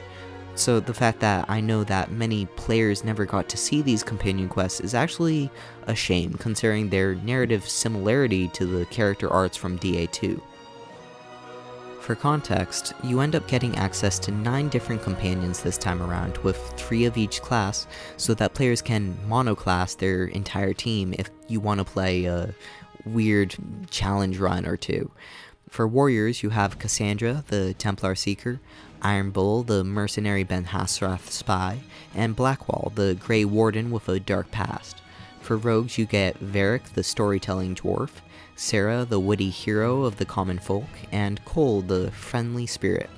And for mages, you obviously have Solus, the Dreadwolf, Dorian, the Tevinter outcast, and Vivienne, the Grand Court enchantress. Each of them ends up feeling like distinct personalities with enough narrative and gameplay differences between them to stop each one from treading on each other's toes, especially since they each inherit one of the 9 different class specializations, making them feel unique in play. As such, I find it really hard to get to know more than 3 of them on a deep individual level for each playthrough, since a lot of their personality ends up getting explored during the tens of hours you spend with them out in the open world. Your time in the wilds actually leads to some really interesting banter between the characters, as a group of the more playful characters like Iron Bull, Varric, and Sarah will end up playing more than a couple jokes on each other as the game progresses. Alternatively, the game where I played with Dorian, Vivienne, and Blackwall resulted in some of the most uncomfortable experiences I've ever had, as Dorian and Vivienne ended up dancing in verbal circles around the more conservative bigot that is Blackwall's personality. The sheer differences in narrative tone between a pairing of Solas and Cole when compared to Solas and Sarah is both quite impressive and quite fitting for their character types. Unfortunately, due to the fact that there are 9 different storylines this time, it never felt like they individually had as much merit as the character arcs from DA2, where I felt compelled to do a deep dive into each and every story. Their personalities are practically perfect, with at least a couple options in each class type that should appeal to an individual player's tastes and travel companions, but as a result, each companion arc is basically dealt with in only a single quest. Take for example Varric's storyline, where the only main quest where you're required to take him along is the time that he asked for your help meeting the blood and flesh Bianca that his crossbow was named after. It's a touching quest where we begin to understand why he fell in love with the woman that is as similar to himself as possible, yet the betrayal that is inevitably revealed at the end rings a little hollow, since there's a total of 30 minutes of gameplay between the beginning and the end of the questline. Alternatively, most of his storyline is comprised of several cutscene pseudo-dialogue sequences that play out as you interact with the dwarf in your main castle. These moments where Varric confides in the player, revealing that he doesn't quite understand what's happening in the world or his place in it when literal gods and heralds are stomping around, and he somehow got pulled into the thick of it. As such, the depression that slowly expands upon his character is never really spoken out loud, but instead intuited by 100 tiny little dialogue cues that you explore on the way to unlocking his main quest with Bianca. It's subtle in the most respectful way that discussion about mental struggles usually aren't, which I found just as rewarding as the extreme focus on backstories for the companions of DA2. Likewise, all of the companions are pushed through these narrative arcs that focus more on a couple of one-on-one interactions as friends when compared to some type of blockbuster action sequences that always end with bodies on the ground. Sure, you get some of these sequences, like when Cassandra storms the Seeker's stronghold to confront her old mentor, or when Iron Bull gets pulled in for another mission on behalf of the Coon and has to make a choice between religion and his mercenary band, but all of those moments of intensity are brought together by the tinier conversations as we see Bull help you spend time with some of the troops, take part in drinking games with his mercenary group, literally beat the shit out of him with a stick so that he can forget about the creepy stuff you guys went through when you fell into the fate at Animate Fortress. He's presented as a real person, long before you're ever given the small little chance to guide the future of his character between his old culture and his new family. And you can take them down some really dark places as a result of your interactions with them. You can strip Cole of his more spirit-like qualities by encouraging him to give in to vengeance, and turn him into a real person by instilling him with hatred for the Templar who once tortured the boy to death in a circle tower. Or in the case of Varric, you can spur on his descent into darkness by allowing Hawk to die during your journey into the Fade, causing the death of his best friend. As such, the narrative consequence that we had in the companion quest in DA2 is still there, but all the emotional importance of it is pulled to the forefront instead of hanging out in the background info on each character. It's those small moments where Vivienne requests an ingredient from one of the most poisonous beasts in the Dragon Age universe so that she can spare her lover from his suffering under a terminal disease. Or the short situation where a self-imposed nobleman decides to attack Sarah's men in order to get at her, at which point she will reveal her more aggressive side as she decides to rip the man in half after what he's done to the common people. And I think that some of these storylines end up playing on very different emotional appeals that might not work the same for all people, like the fact that Dorian's key moment involves his reunion with the father that tried to use blood magic so that he wouldn't be gay anymore. A moment that probably would have hit a lot harder if I actually had an emotional connection to my own dad. Whereas the Blackwall storyline, where he reveals himself to be the treasonous commander that dealt the first blow in the Orlesian Civil War, hit all the harder for my playthrough due to my decision to romance the man. So in that case, his insistence that the love we were developing could never come to a good conclusion suddenly made all the more sense. That on the night that he first takes your female Inquisitor to bed is also the night that he runs away from Skyhold to turn himself in, brings the narrative to a very different emotional climax than if you hadn't seen those softer moments with him. That it was his love for the Inquisitor that forced him to confront who he truly was and face the crimes that he should have paid for long ago, before forcing the Inquisitor to even think of sparing the man who was both her lover and one of the strongest defensive companions available in the game, and whether you're willing to forsake your morals in order to retain a man who would become so important to the player. Blackwall certainly isn't the easiest companion to actually be interested in a romance, but I think he's the one companion where a romance ends up doing the most to add to the stakes of his storyline. And apart from this, I don't think I really want to do a deep dive into every individual backstory and do a point-by-point exploration for the companions, since I don't necessarily need to this time around. DA2's weakness was in the presentation of the interesting story it kept hidden behind the scenes, whereas Dragon Age Inquisition does a brilliant job of pulling all of its emotional points front and center. A part of this is probably because the player is forced to at least learn a little bit of each backstory due to the fact that you're forced to explore every single dialogue option in order to even trigger the big events in their stories. So it's not the cleanest implementation of a trigger system, but at least it tells you the key points about each character before you're actually forced to make their life-changing decision they face by your side.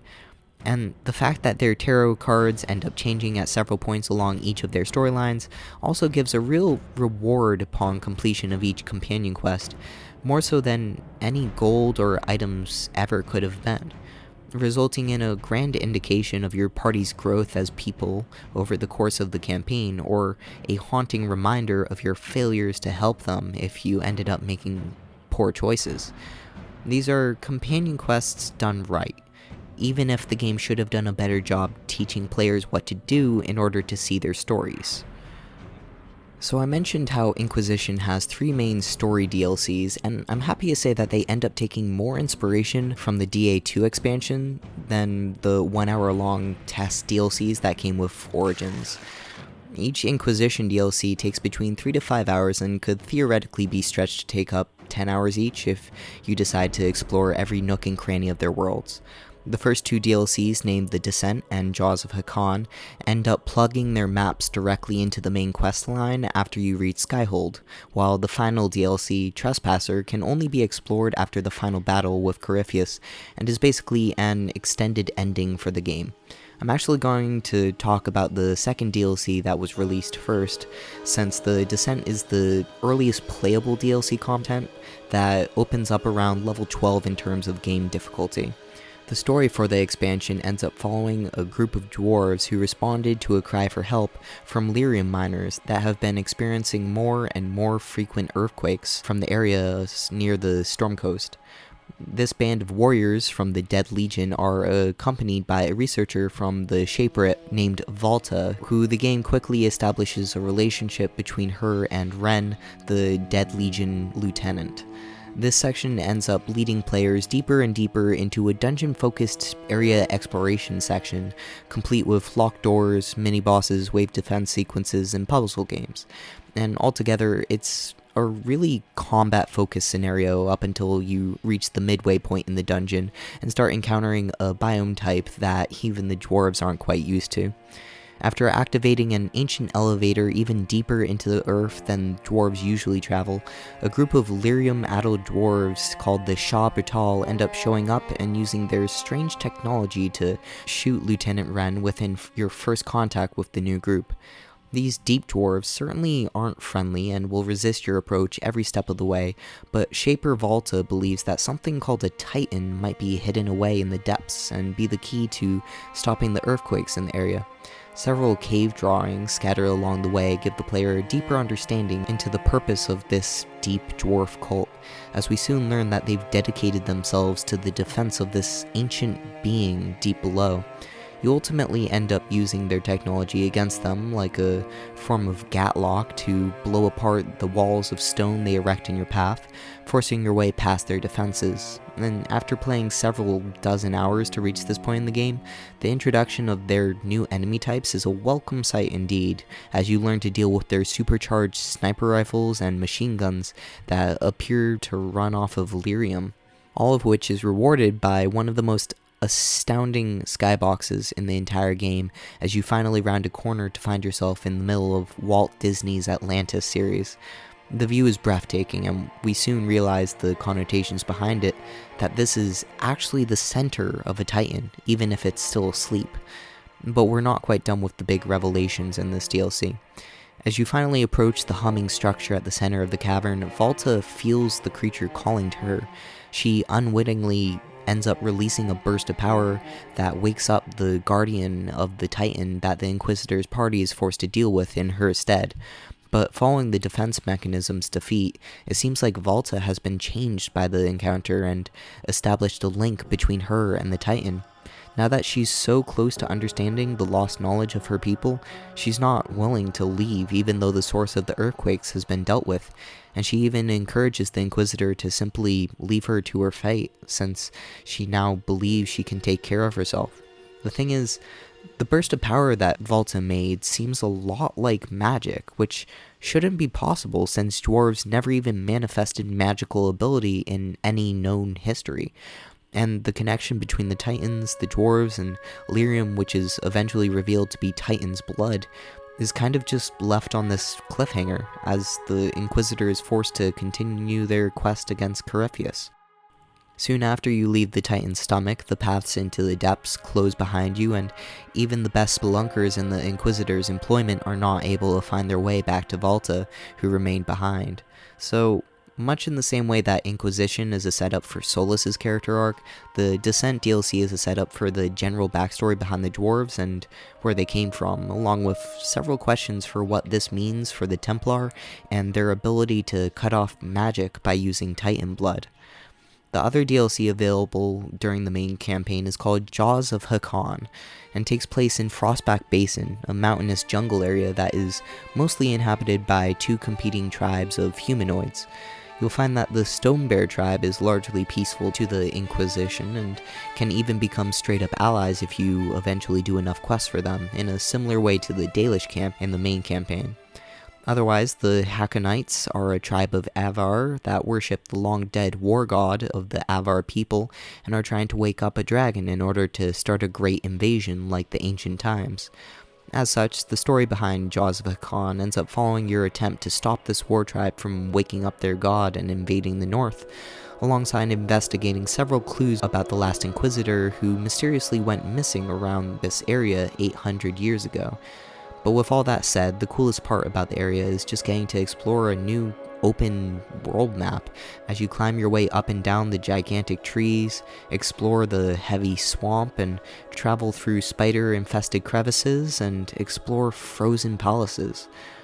The location is beautiful in typical Inquisition fashion, but the nature of the wildlife, unrestricted by human expansion and allowed to grow to unfathomable sizes, is pretty cool to look at, especially after I just delved into the rock and stone of the Descent DLC. Similarly, this location is almost defined by its nature as the highest level area in the game, and will throw some intense fights your way, even though it's still using the same enemy archetypes you've basically been fighting the entire game. But I think that's fitting, making this the main endgame area, since the storyline that you follow throughout the DLC needs your character to feel like you've accomplished some really grand things leading up to this point in order to sink its teeth into you. Jaws of Hakon is much less about your character trying to stop the warlike tribe from invading the north, and much more about you tracking down the long-lost history of the ancient Inquisitor who came before you. The histories say that Inquisitor Amariden was a well-meaning demon hunter who helped the general people, until one day he disappeared into the wilds in order to go on a dragon hunt, and never returned. While not outright hated in the grand scheme of things, his loss was always looked at by historians as an abandonment of the elven people, as they struggled to make peace with the other races during the Second Blight. As such, Amariden's disappearance on something as unimportant to the grand scheme of things as a dragon hunting expedition seems like a flight of fancy to many historians of the age, but as you explore the area where he had supposedly gone to hunt, things quickly seem out of place as you finally end up talking with the spirit of his dead wife and follow his last steps. Supposedly, Amariden had been sent to this area by the Orlesian Emperor at the time in order to stop an Avar invasion from happening before it even began, allowing the Empire to focus on the growing Darkspawn Blight to the north. It was supposed to be a secret mission since many of the southern kingdoms would have turned their forces back to defend their borders if they had been expecting a raiding party from the Avar, but the Emperor needed their forces north to defeat the Blight, hence his decision to send the Inquisitor on his journey. Little did the Emperor know he was sending Amariden to his death against a beast of such power that he would shake the world beneath its wings, but somehow Amariden was able to stop the invasion by his dying breath, and now we're on a mission to find out what really happened. Over the course of this Connect the Dots questline, I think that my favorite moment is actually at the top of a hidden necropolis in the center of the jungle, where you'll learn that Amariden honored both the elven gods and Andraste before going into battle, showing a sanctity for both beliefs that is rarely seen in the Dragon Age world. It seems like such a small matter praying to one more god in addition to his elven pantheon, but it shows the type of man that Amariden was trying to be more than anything else. A bridge between the human people and the elves during a time where both races lay just on the brink of all-out war due to the tensions between their cultures. We later learn that Amariden was planning on returning to the elves in order to encourage them to take part in the Second Blight alongside the human forces in order to maintain good relations, which is all the more sad since the humans would later start an exalted march on the elves due to their lack of help during this blight. Perhaps if Amariden had been able to survive his final expedition and return to his people, then maybe the state of the elves in the world would have been entirely different. If they had been able to keep their native lands and kingdom as they once held, there wouldn't need to be any city elves hiding in alienages, and the Dalish would no longer need to remain in constant migration to avoid human assaults. But what happened, and the true tragedy of Amariden's success is that it would later allow the human lands to destroy his home and people since they never had to deal with the Avar. The rest of the DLC follows a much more somber tone as the game tries to explore the fact that Amariden was remembered for the folly of a random hunt instead of the work that he had done both for his people and the humans of the land. And after breaking into the deep recesses of the Hakonite mountain fortress, you're also presented with the question of how will people remember your time as the Inquisitor? Will it be twisted to fit the narrative of the kings and their politics, or molded into a story about the religious herald of Andraste? How much of it will be true? You eventually meet Amariden, frozen in time alongside the ancient god the Avar had once worshipped and were now trying to awaken, kept in stasis for 800 years by the power of one mage and Inquisitor. This man never even had the anchor that you hold on your hand, capable of opening and closing rifts in the sky and sucking up demons with the snap of your fingers. No, he was just a mage with a good heart and a willingness to help in situations much like he himself is in at this point. Your reunion with your predecessor is heartfelt, and you may either lie to him or tell him the truth about what happened to your people. Either way, he seems to accept it, like he knew what was coming and how people might think about him in the future, about what he stood for and the assumptions that were made about his disappearance, but he doesn't seem to care. No, Amariden is just happy that it's all over, that he no longer has to work as the Inquisitor, no longer has to shoulder the weight of 1,000 souls that all want his help, that he no longer has to be the leader that he never asked to be. He ends up asking your character how they feel about being the Inquisitor, and one of the few times it feels like somebody actually cares about you as more than just a hero that's come to save the day. And it's interesting how such a small question can reframe the actions you've taken in the last 50 hours of play, like he was asking if it was all worth it in the end. But you're meeting a man plucked out of time as we know it, and everything catches up to him in a flash as he turns to dust before your eyes, and the Avar god slowly wakes from its eternal slumber. So as you walk out of the temple, the game ends up denoting the moment of emotional resonance by making time pass from day to night, giving you a true sense of wonder as you stare out into the night sky. You know you're about to go kill that dragon, but the settled weight of it all might start to make you question what it's all really worth. Even if you kill this dragon and return victorious, how long will it take before you face something that even you can't really deal with? How long until the Herald of Andraste is just the latest name in a long line of Inquisitors lost to time? The fight can bring you out of this reverie as you tackle one of the most drawn-out combat encounters of the entire game that honestly puts the difficulty of the fight with Corypheus to shame in both scope and gameplay. But then, as you stand by the head of this once great dragon, the scope of things might start to set in. You've already killed two gods in the flesh, one a monster of magic and death, another a beast of claw and time. But how long will it be until you meet your true maker and can no longer fight the good fight? The only answer to this question lies in the final DLC for the game, named Trespasser. The next expansion for the game content wasn't released until nearly a year after Inquisition first came out. The final DLC for the game and an after-credits experience that locks your character off from the rest of the world once you begin its story. But contextually, this makes a lot of sense since the DLC takes place 2 years after the events of the main campaign, as your Inquisition attends an exalted council in order to determine the fate of the organization. Both the Orlesian Empire and the Ferelden Kingdom are uncomfortable with the fact that you're in control of a neutral organization along the border between both their great nations. And while you might be a force of good for the time being, there's no telling what might happen in 60 years down the line when all the original team dies off. As such, the Orlesians want to place the Inquisition under direct control of the Chantry and the ruling Divine in order to make you into an organization more similar to the Templar Order and Circle Mages in nature.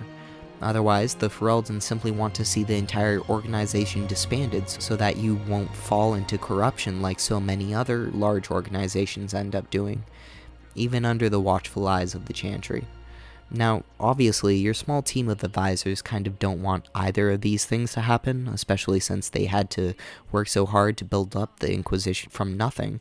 But the events that take place at the Exalted Council end up convincing even the Inquisitor themselves that something must be done to limit the abuse of power.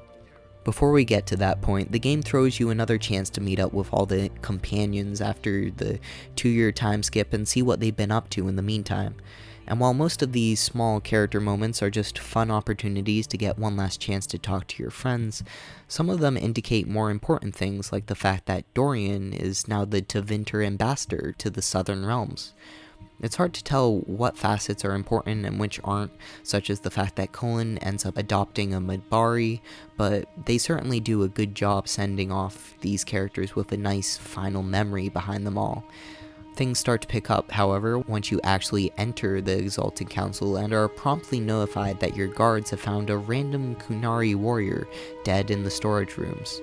Your adventurous spirit kicks in, and you pick up a small group of your companions to join you on one last adventure as you track down where this mysterious body could have come from. You quickly realize that he came from an active Illuvian hidden within the Winter Palace, and the party jumps right back into action to explore the labyrinth behind the mirror and figure out just what's happening with these Kunari. This time, instead of finding ourselves at the crossroads area that Morgan showed us, the land behind the mirror is connected to several key elven structures like a floating keep, an ancient library, and a strange set of ruins in a forest, all of which are also connected to several Kunari mining camps in the Deep Roads and a fortress that seems to be the nexus for the Kunari-controlled Illuvian network. Either way, it's good fun exploring this labyrinth, as I'll be referring to the land behind the mirrors from now on, as you try and make your way through the different mirror teleports in order to trigger different floating bridges and progress your way through each location. The first place we're brought to is the floating castles near a stunningly large lake, and the first indications that something is fighting these Kunari, throwing their entire operation into a confused mess. It appears that a mage of some type has been awakening the spirits of the long-lost elves in the area, as well as turning great chunks of Qunari fighters to stone with his passing. So as you're making your way through this ethereal battlefield, you'll also come across several frescoes of the ancient elves that seem like they're trying to imply that the Dreadwolf was trying to free a large number of ancient elves that worked as slaves. Apparently, the man did not quite agree with the status quo, where godlike mages ruled the Elven Empire under the iron fist of slavery, a history that portrays the Dread Wolf in a much more optimistic light than he is traditionally seen as the trickster god. Perhaps most interesting is the fact that it implies that all the elven gods were, in fact, simply magically gifted elves that eventually ascended the ranks from generals to kings to emperors and finally to gods. It's a type of power progression that I think is hard for humans of the modern age to really understand, since godhood means something very different to us, but even the ancient Egyptian pharaohs were probably looked at by the common man as merely a few steps from attaining godhood themselves, as they built great pyramids and statues to commemorate their power. But in the case of the elves, these beings must have truly been gods in the traditional sense, as several codexes refer to their willingness to siphon the magical energy from thousands of slaves linked in communal rituals capable of opening up a rift into worlds that we've never even seen in the modern Dragon Age series. Presumably, these beings were also able to manipulate the Fade at will, since the Fade and the material planes had not yet been separated during the time of the elves, allowing them to simply dream grand structures and technologies into existence.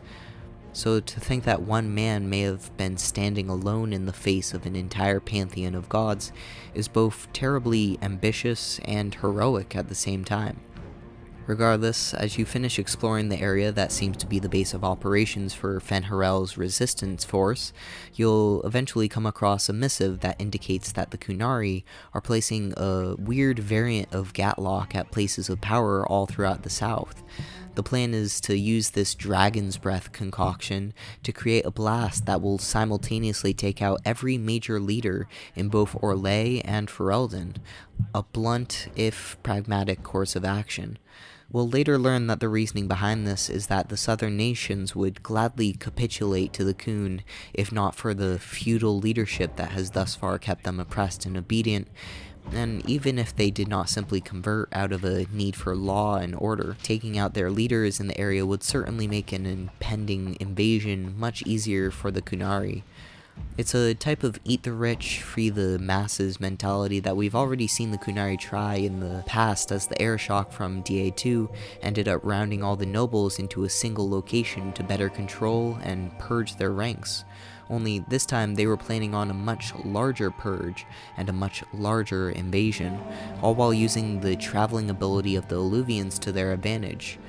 But in the meantime, the Inquisitor returns to the Exalted Council in order to warn them about the threat that is being posed by the Qunari across their combined countries.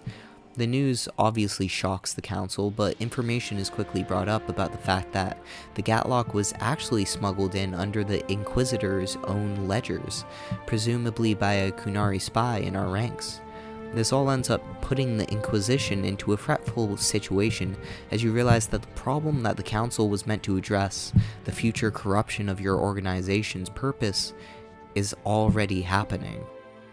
Despite this, your Inquisitor tackles things the only way they really know how to do, head on in a battle of swords and magic, because let's not forget that you serve as more like a special agent than an actual ruler behind the organization. Back through the Alluvian, your team quickly finds the mining camp that the Qunari have been able to establish for lyrium, away from the prying eyes of the Chantry or anyone who tries to regulate how much of the substance goes where. So you're quickly able to sabotage the production facility, but the damage was most likely already done, and they have more than enough lyrium for the Qunari to make some truly horrific monsters. See, the Khun states that magic is a curse that dooms the fate of anyone who partakes in it, speaks of it, or is even near it, and must be purged from the world. But in the pursuit of this goal, the Qunari have also realized how important harnessing such a tool can be for the outright subjugation of the world, for it would be simply impossible to purge magic from the world without first controlling everyone first. So instead, they use mages as tools, bound by chains, collars, and even sewing together their lips so that they cannot speak the demon tongue. The unlucky mages then have pure lyrium embedded in their veins and bodies, so that soon they're nothing but a hulking mess of magical power and true insanity as every moment is racked with pain. In DA2, Fenris said that getting his lyrium tattoos was so painful it made him forget every memory he ever had, but that was only a skin-deep lyrium application. The beasts called the Sarabas have lyrium running so deep within them that their resulting size difference to normal Qunari is both noticeable and terrifying. An unrelated but still important tidbit is that Vashoth born without horns like Sten from Origins are typically regarded as the most powerful Qunari and feared by their own kind. So the Sarabas have their horns cut off to signify to any passerby just how dangerous these tools have become under the Qun.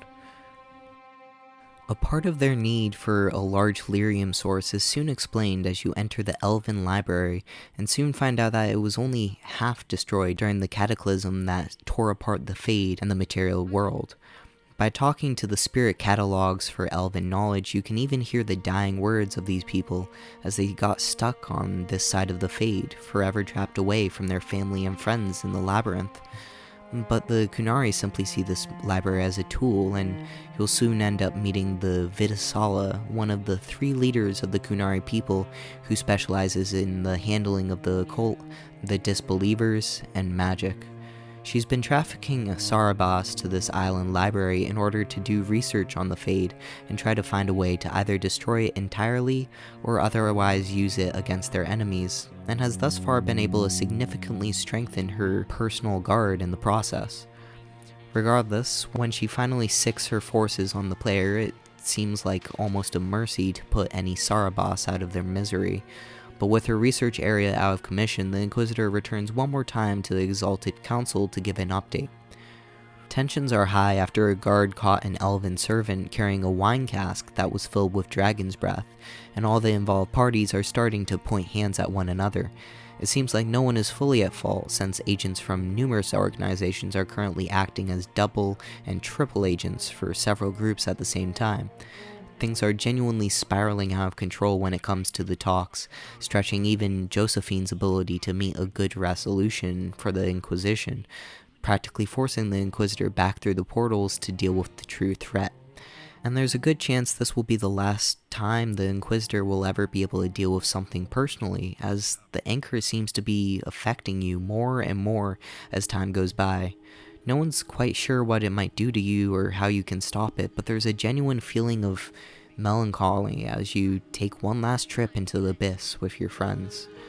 This time you've worked out the path to the Qunari Center of Operations, the Daravad, a mountain fortress where the Ben Hasrath have been producing all the dragon's breath they need for distribution, and also the place for one of the saddest character betrayals I've ever seen in a video game. If you choose to bring along Iron Bull on this mission, the Vidasari will call out to him halfway through the mission, activating his sleeper cell status to follow the Qun, and he will. The only reason he will abandon the Qun is if you chose to have him save his mercenary company back on the shores of the Stormy Coast, dozens of hours in the past. So even if you took him as a lover but let him stay in the Qun, he will apologize to the player before taking up his sword against your party and falling with the rest of the Qunari. The first time this happened, I was stunned that a character you had spent 50 or so hours with at minimum on your first playthrough would forsake all that adventure, would forsake his love either for the Inquisitor or for Dorian if you let them enter a relationship, and betray the family he had grown to care for over the course of the last 2 years he spent with the Inquisition. And of course the player knew that he was a spy for the Kunari the whole time, since he even introduces himself as a spy, but after this much time you would think that bygones were bygones, and that the links that he held in his heart were stronger than the book he hadn't lived under for several years. This was a special moment that takes less than a sentence for him to resolve either way, but will always stay with the player if you chose to let him follow the Kun. Shortly after this, you're put into a similar situation as you finally meet a dragon the Kunari have captured and are manipulating in order to harvest its venom for the dragon's breath concoction.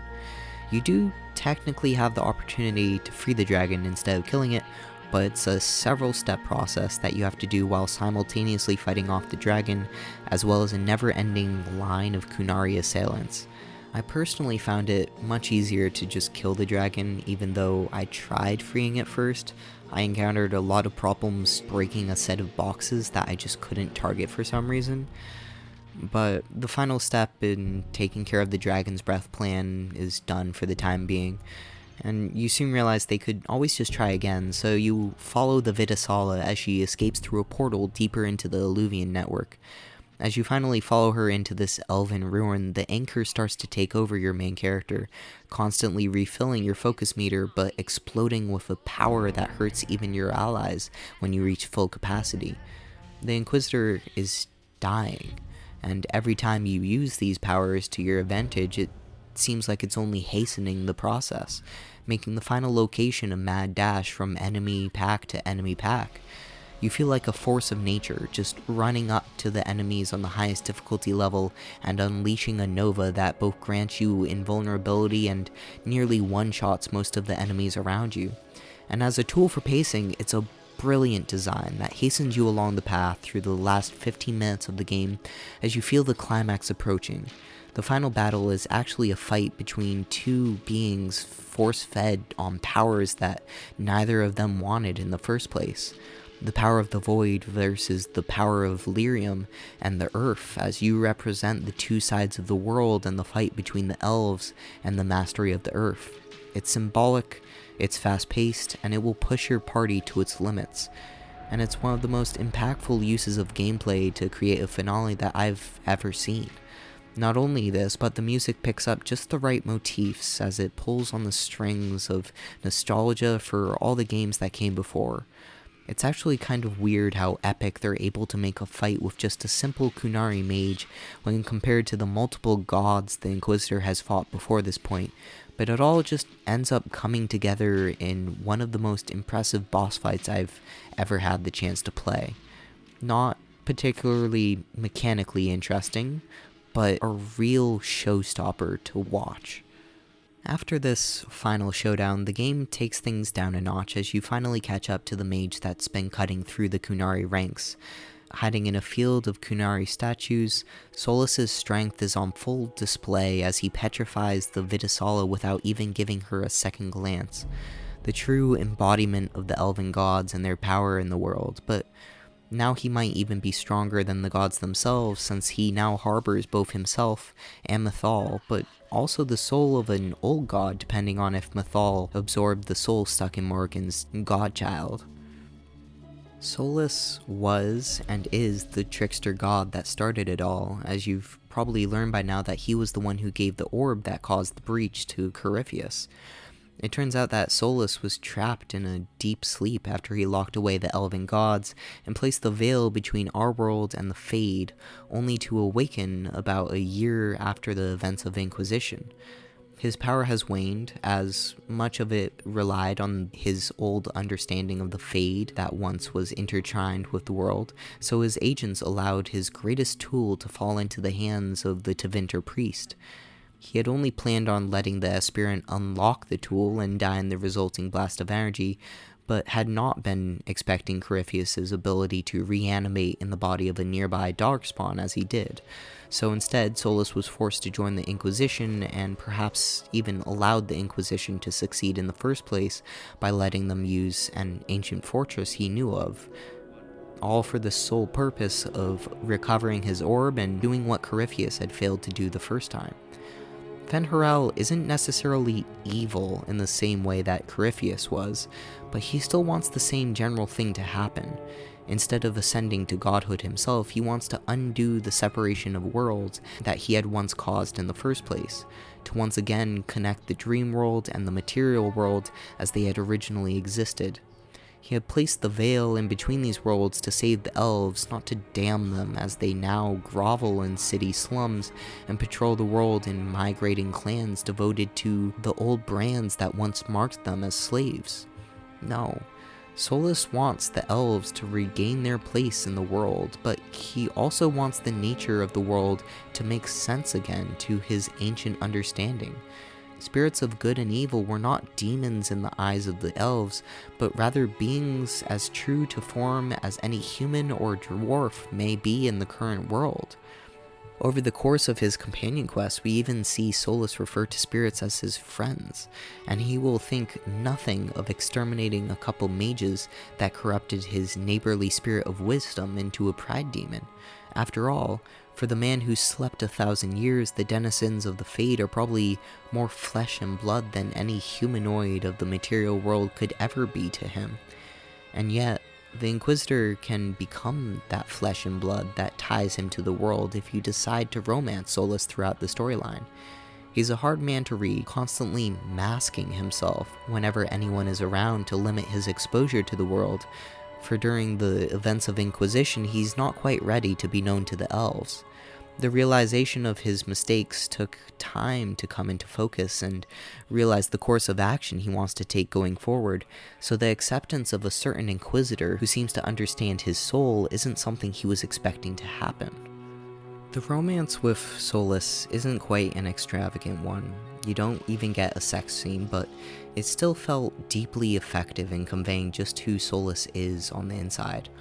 On your first date, so to say, he whisks you away on a dream back to the village of Haven to talk about what happened and how you became the way that you are. Was it the anchor that made you into the Inquisitor, or would you have still been as integral to the world events even without the ancient power? Even Solas isn't quite sure of either himself or of you, and the emotional state the Fade puts him in overpowers sense as he brings you in for a kiss. This is the Solas we don't get to see the vast majority of the time, the emotional romantic that only feels like he's free to be himself when he's in a land of dreams. It's almost sad to realize how little of the man actually fronts during any individual conversation in the real world, but he eventually comes around and takes you in for a kiss in the material world once he's settled his heart on the matter. The word heart means a lot for Solas, and his endearing term for the Inquisitor after this point will be the term Venan, or heart in the Elvish language, which just tore at my soul every time I heard him say it. So while the romance isn't necessarily integral to understanding Solas's character, it does an incredible job of showing us the soft side in an otherwise very hard cookie to crumble if you don't see these scenes. And if you didn't find Solas to be an interesting character on your first playthrough, I certainly wouldn't blame you, since the majority of the time he just ends up coming off like an old professor giving lectures on the Fade. Combined with his high and mighty attitude when it comes to the modern elves, Solas certainly doesn't win any friends if you don't try and understand where he's coming from. Dragon Age 4 has already revealed that Solas will be a key player in its storyline. After all, the subtitle for the game will be The Dreadwolf Rises, meaning the next game is literally named after Solas's moniker, and I can't be more excited to see where his character ends up going next. Fen'Harel actually represents a very similar viewpoint to the position that Corypheus came from, trying to reinstate a world that he lost to time after several hundred years spent in limbo. The two of them are in fact after the same thing, to repair the ancient empire that they left behind and returned only to find shattered and broken. But in one case it was the Tevinter Imperium, and in the other the ancient Elven. Except that this time our villain is much stronger than Corypheus, and also much more conflicted about the process by which he wants to reach his goal. He truly believes that the separation of the Fade and the material world was a mistake of his past, something he feels compelled to fix on behalf of his race and the people of the world as a whole. But he's also not so vain as to take the death he might cause without a grain of salt. After all, his parting words to your Inquisitor are basically begging you to change his heart and prove there's another way without causing an Armageddon. And while Corypheus only had a 5-minute long scene to establish his character in the Legacy DLC,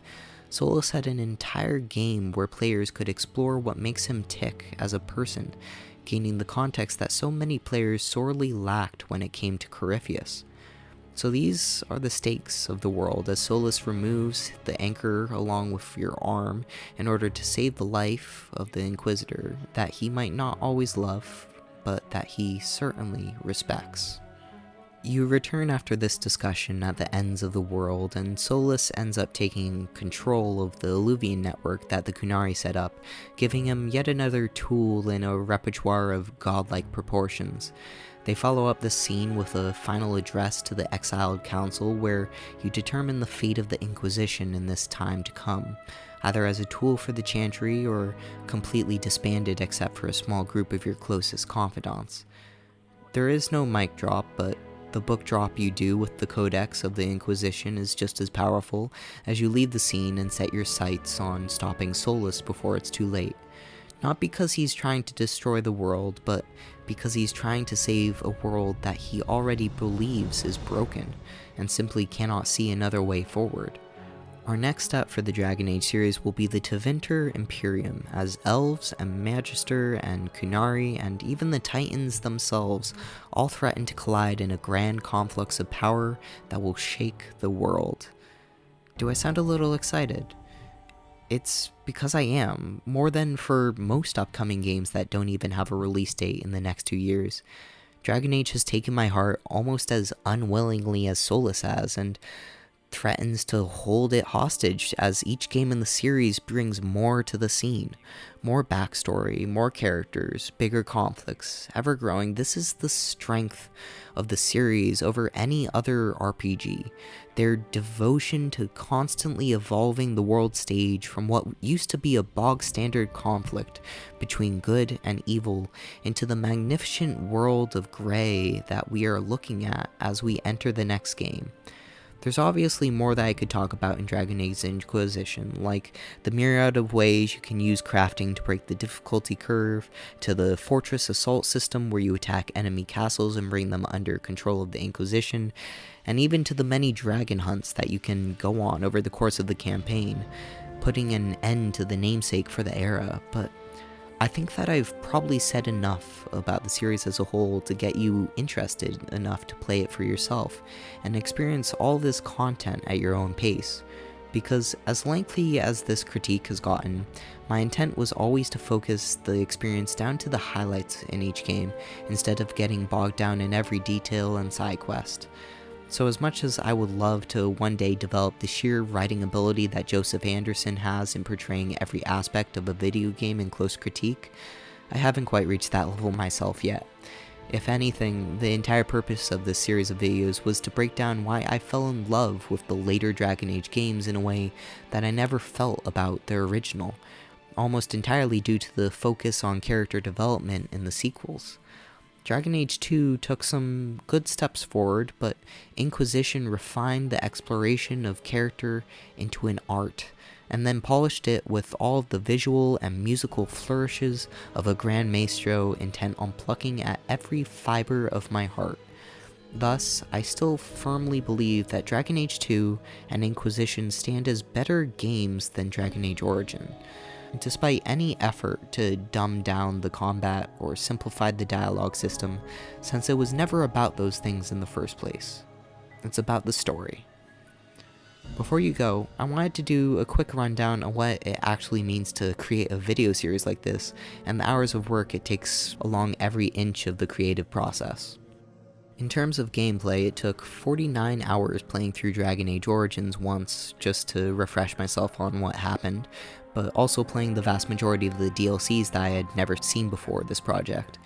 Dragon Age 2 took 37 hours to do 2 complete playthroughs, not including the DLC that I only played through once each, and Dragon Age Inquisition ended up taking 79 hours to complete 2 main story playthroughs and a single playthrough of each DLC for the game. And of course, none of these hours take into account my first playthrough for these games when they first came out. The final script for the project is a combined 80,000 words split across 3 videos, and while I'm capable of writing up to 1,000 words an hour, that requires some build up to get into the flow of writing and hopefully not get interrupted while I'm at work, so I average much closer to 700 words an hour. As such, I've probably spent around 114 hours putting together just the script for this video, which is sitting at 107 pages single-spaced. Mind you, for every hour I spend writing, I probably spend at least 20 minutes on the fan sites just checking myself to try and make sure that I get everything right the first time, which I already know I'll get a couple things wrong since a lot of it's left up to interpretation, but that's still 38 hours of reading fan sites and just watching everything that I can get my hands on about the topic in order to try and present the most well-rounded view I could. Considering the final script is 79,187 words, and each hour of final video equates to 10,000-ish words, I can kind of guess that the series will be around 8 hours long in total, which is a big reason why I went back and adjusted it all to split it into 3 videos instead of 1 mega video. If I had hovered closer to 7 hours or less, then I probably would have left it as a single mega video, but I started to get worried about load times that I personally know can suffer on longer videos. As such, every hour of voice-over ends up taking around 2 hours to produce since I go back and try and re-record any bad takes for lines. Then I listen to the entire recording another time just to do tiny edits, I find, taking around 1.5 times the length of the VO to do this final editing pass. And that's a total of 28 hours spent on the vocal voiceover, even though I'm never fully happy with the state of my monotone delivery. Next, I have to export all of the voiceover files as well as any background music I want to put behind the video, which take a couple hours for my computer to handle. And while I thought this project would probably be the last time I would end up using Lightworks, after spending a couple hours testing out other editing software, I settled on what had been working on my prior videos and stuck with the Lightworks software. But it takes about 2 hours of editing for every 10 minutes of final video, considering how many times I have to go through each cut and find the correct videos from around 660 gigabytes of recordings I have saved specifically for this project. Altogether, the editing process for the 8 hours of expected final video will take around 96 hours of editing time based off of the math. After that, the final bits of work involve exporting the final video and uploading them to YouTube, which I usually do while I'm sleeping so that it's not really eating into the time I could have been spending on my next project. But since I ended up running into problems with the exporting process for these videos for some reason, I eventually just started babysitting my computer whenever it was going through this process and actually put the effort into making sure it went right. Add another hour putting together little things like tagging the video, putting together a professional looking thumbnail, and marketing it on Reddit to try and get just a little bit of traffic since I'm still such a small channel. So if you liked it and want to help me out, leave a share and a like can go a long way just as far as getting my name out there on the YouTube algorithm goes. So altogether, if you add all that time, it took around 468 man-hours to finish the project, of which only 40% is actually playing the games. Added to this is the fact that I have a full-time desk job, and 480 man-hours equates to the equivalent of 12 weeks of full-time work on a project, which is absolutely bonkers for me to think about in retrospect, because I only started playing through the Dragon Age games again on July 3rd, and I'm hopeful this will release sometime around September 20th. And I'm sharing all of this data about the creative process for this video series because it was always something I was personally curious about before I started entering the video essay field myself. I think it's really easy to look at projects like this one and have no idea what type of time investment it takes to actually make it happen. But this also explains why long-form critiques are still pretty rare, and usually people only post something new once a month or so. I never really understood why Joseph Anderson said he wondered whether his work was any good despite the hours he put into it, but after creating this project, I can really feel that sentiment. I've had to write, edit, read, listen, clip, and proof my way through the entire script a total of 6 times at bare minimum, which means that I'm keenly aware of just how much I hate the sound of my own voice by this point. And despite that, I feel the need to throw these videos out into the world on the bare hopes that I might actually be getting better at doing this with every video that comes out. On another note, if anyone noticed the game difficulty fluctuating during some scenes, I had to go back and record some sections a 3rd time when I hit technical difficulties and lost around 20 hours of recordings that mostly comprised the companion quests and the abyss sections of the game. As for my next video, I've got a bunch of games that I'm really excited for coming up, like Wasteland 3, Re-Reckoning, and Crusader Kings 3, but I've yet to hammer down just what I'll be doing next, and considering the fact that I have almost no gameplay saved up after all of my storage space went to Dragon Age, it might be a while before the next vid comes out. But if you liked what you saw, feel free to subscribe and get a notification when the next piece comes out, or check out my prior works on the Spellforce series and the Quantic Dreams games. As always, I like to end my videos by recommending some of my own favorite YouTubers, so you should definitely check out White Light and his 7-hour-long Death Stranding critique, and I basically put Never Knows Best and his Dragon Age critique on repeat while I was doing my commute for a while. But otherwise, I hope you have a fantastic day, week, and month until we have a chance to meet again in the next video. Thanks for watching. Where was I? Oh my god. As long as you have your... No. Started on cooldown as soon as possible. Ew. God, why am I always burping? Of the world as we know it, especially... Oops. God, always. Keeps... Ugh, ew. Either low gain or... Oop.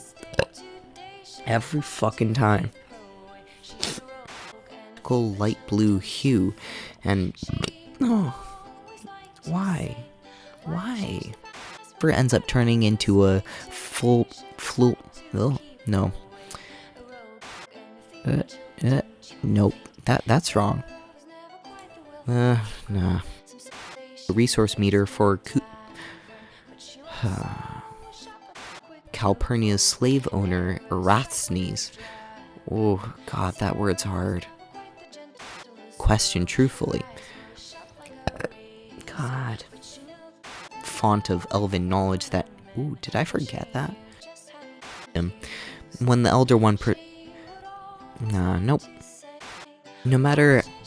Oh, can't. Even greater proportions. Then we all... Oh, that hurts.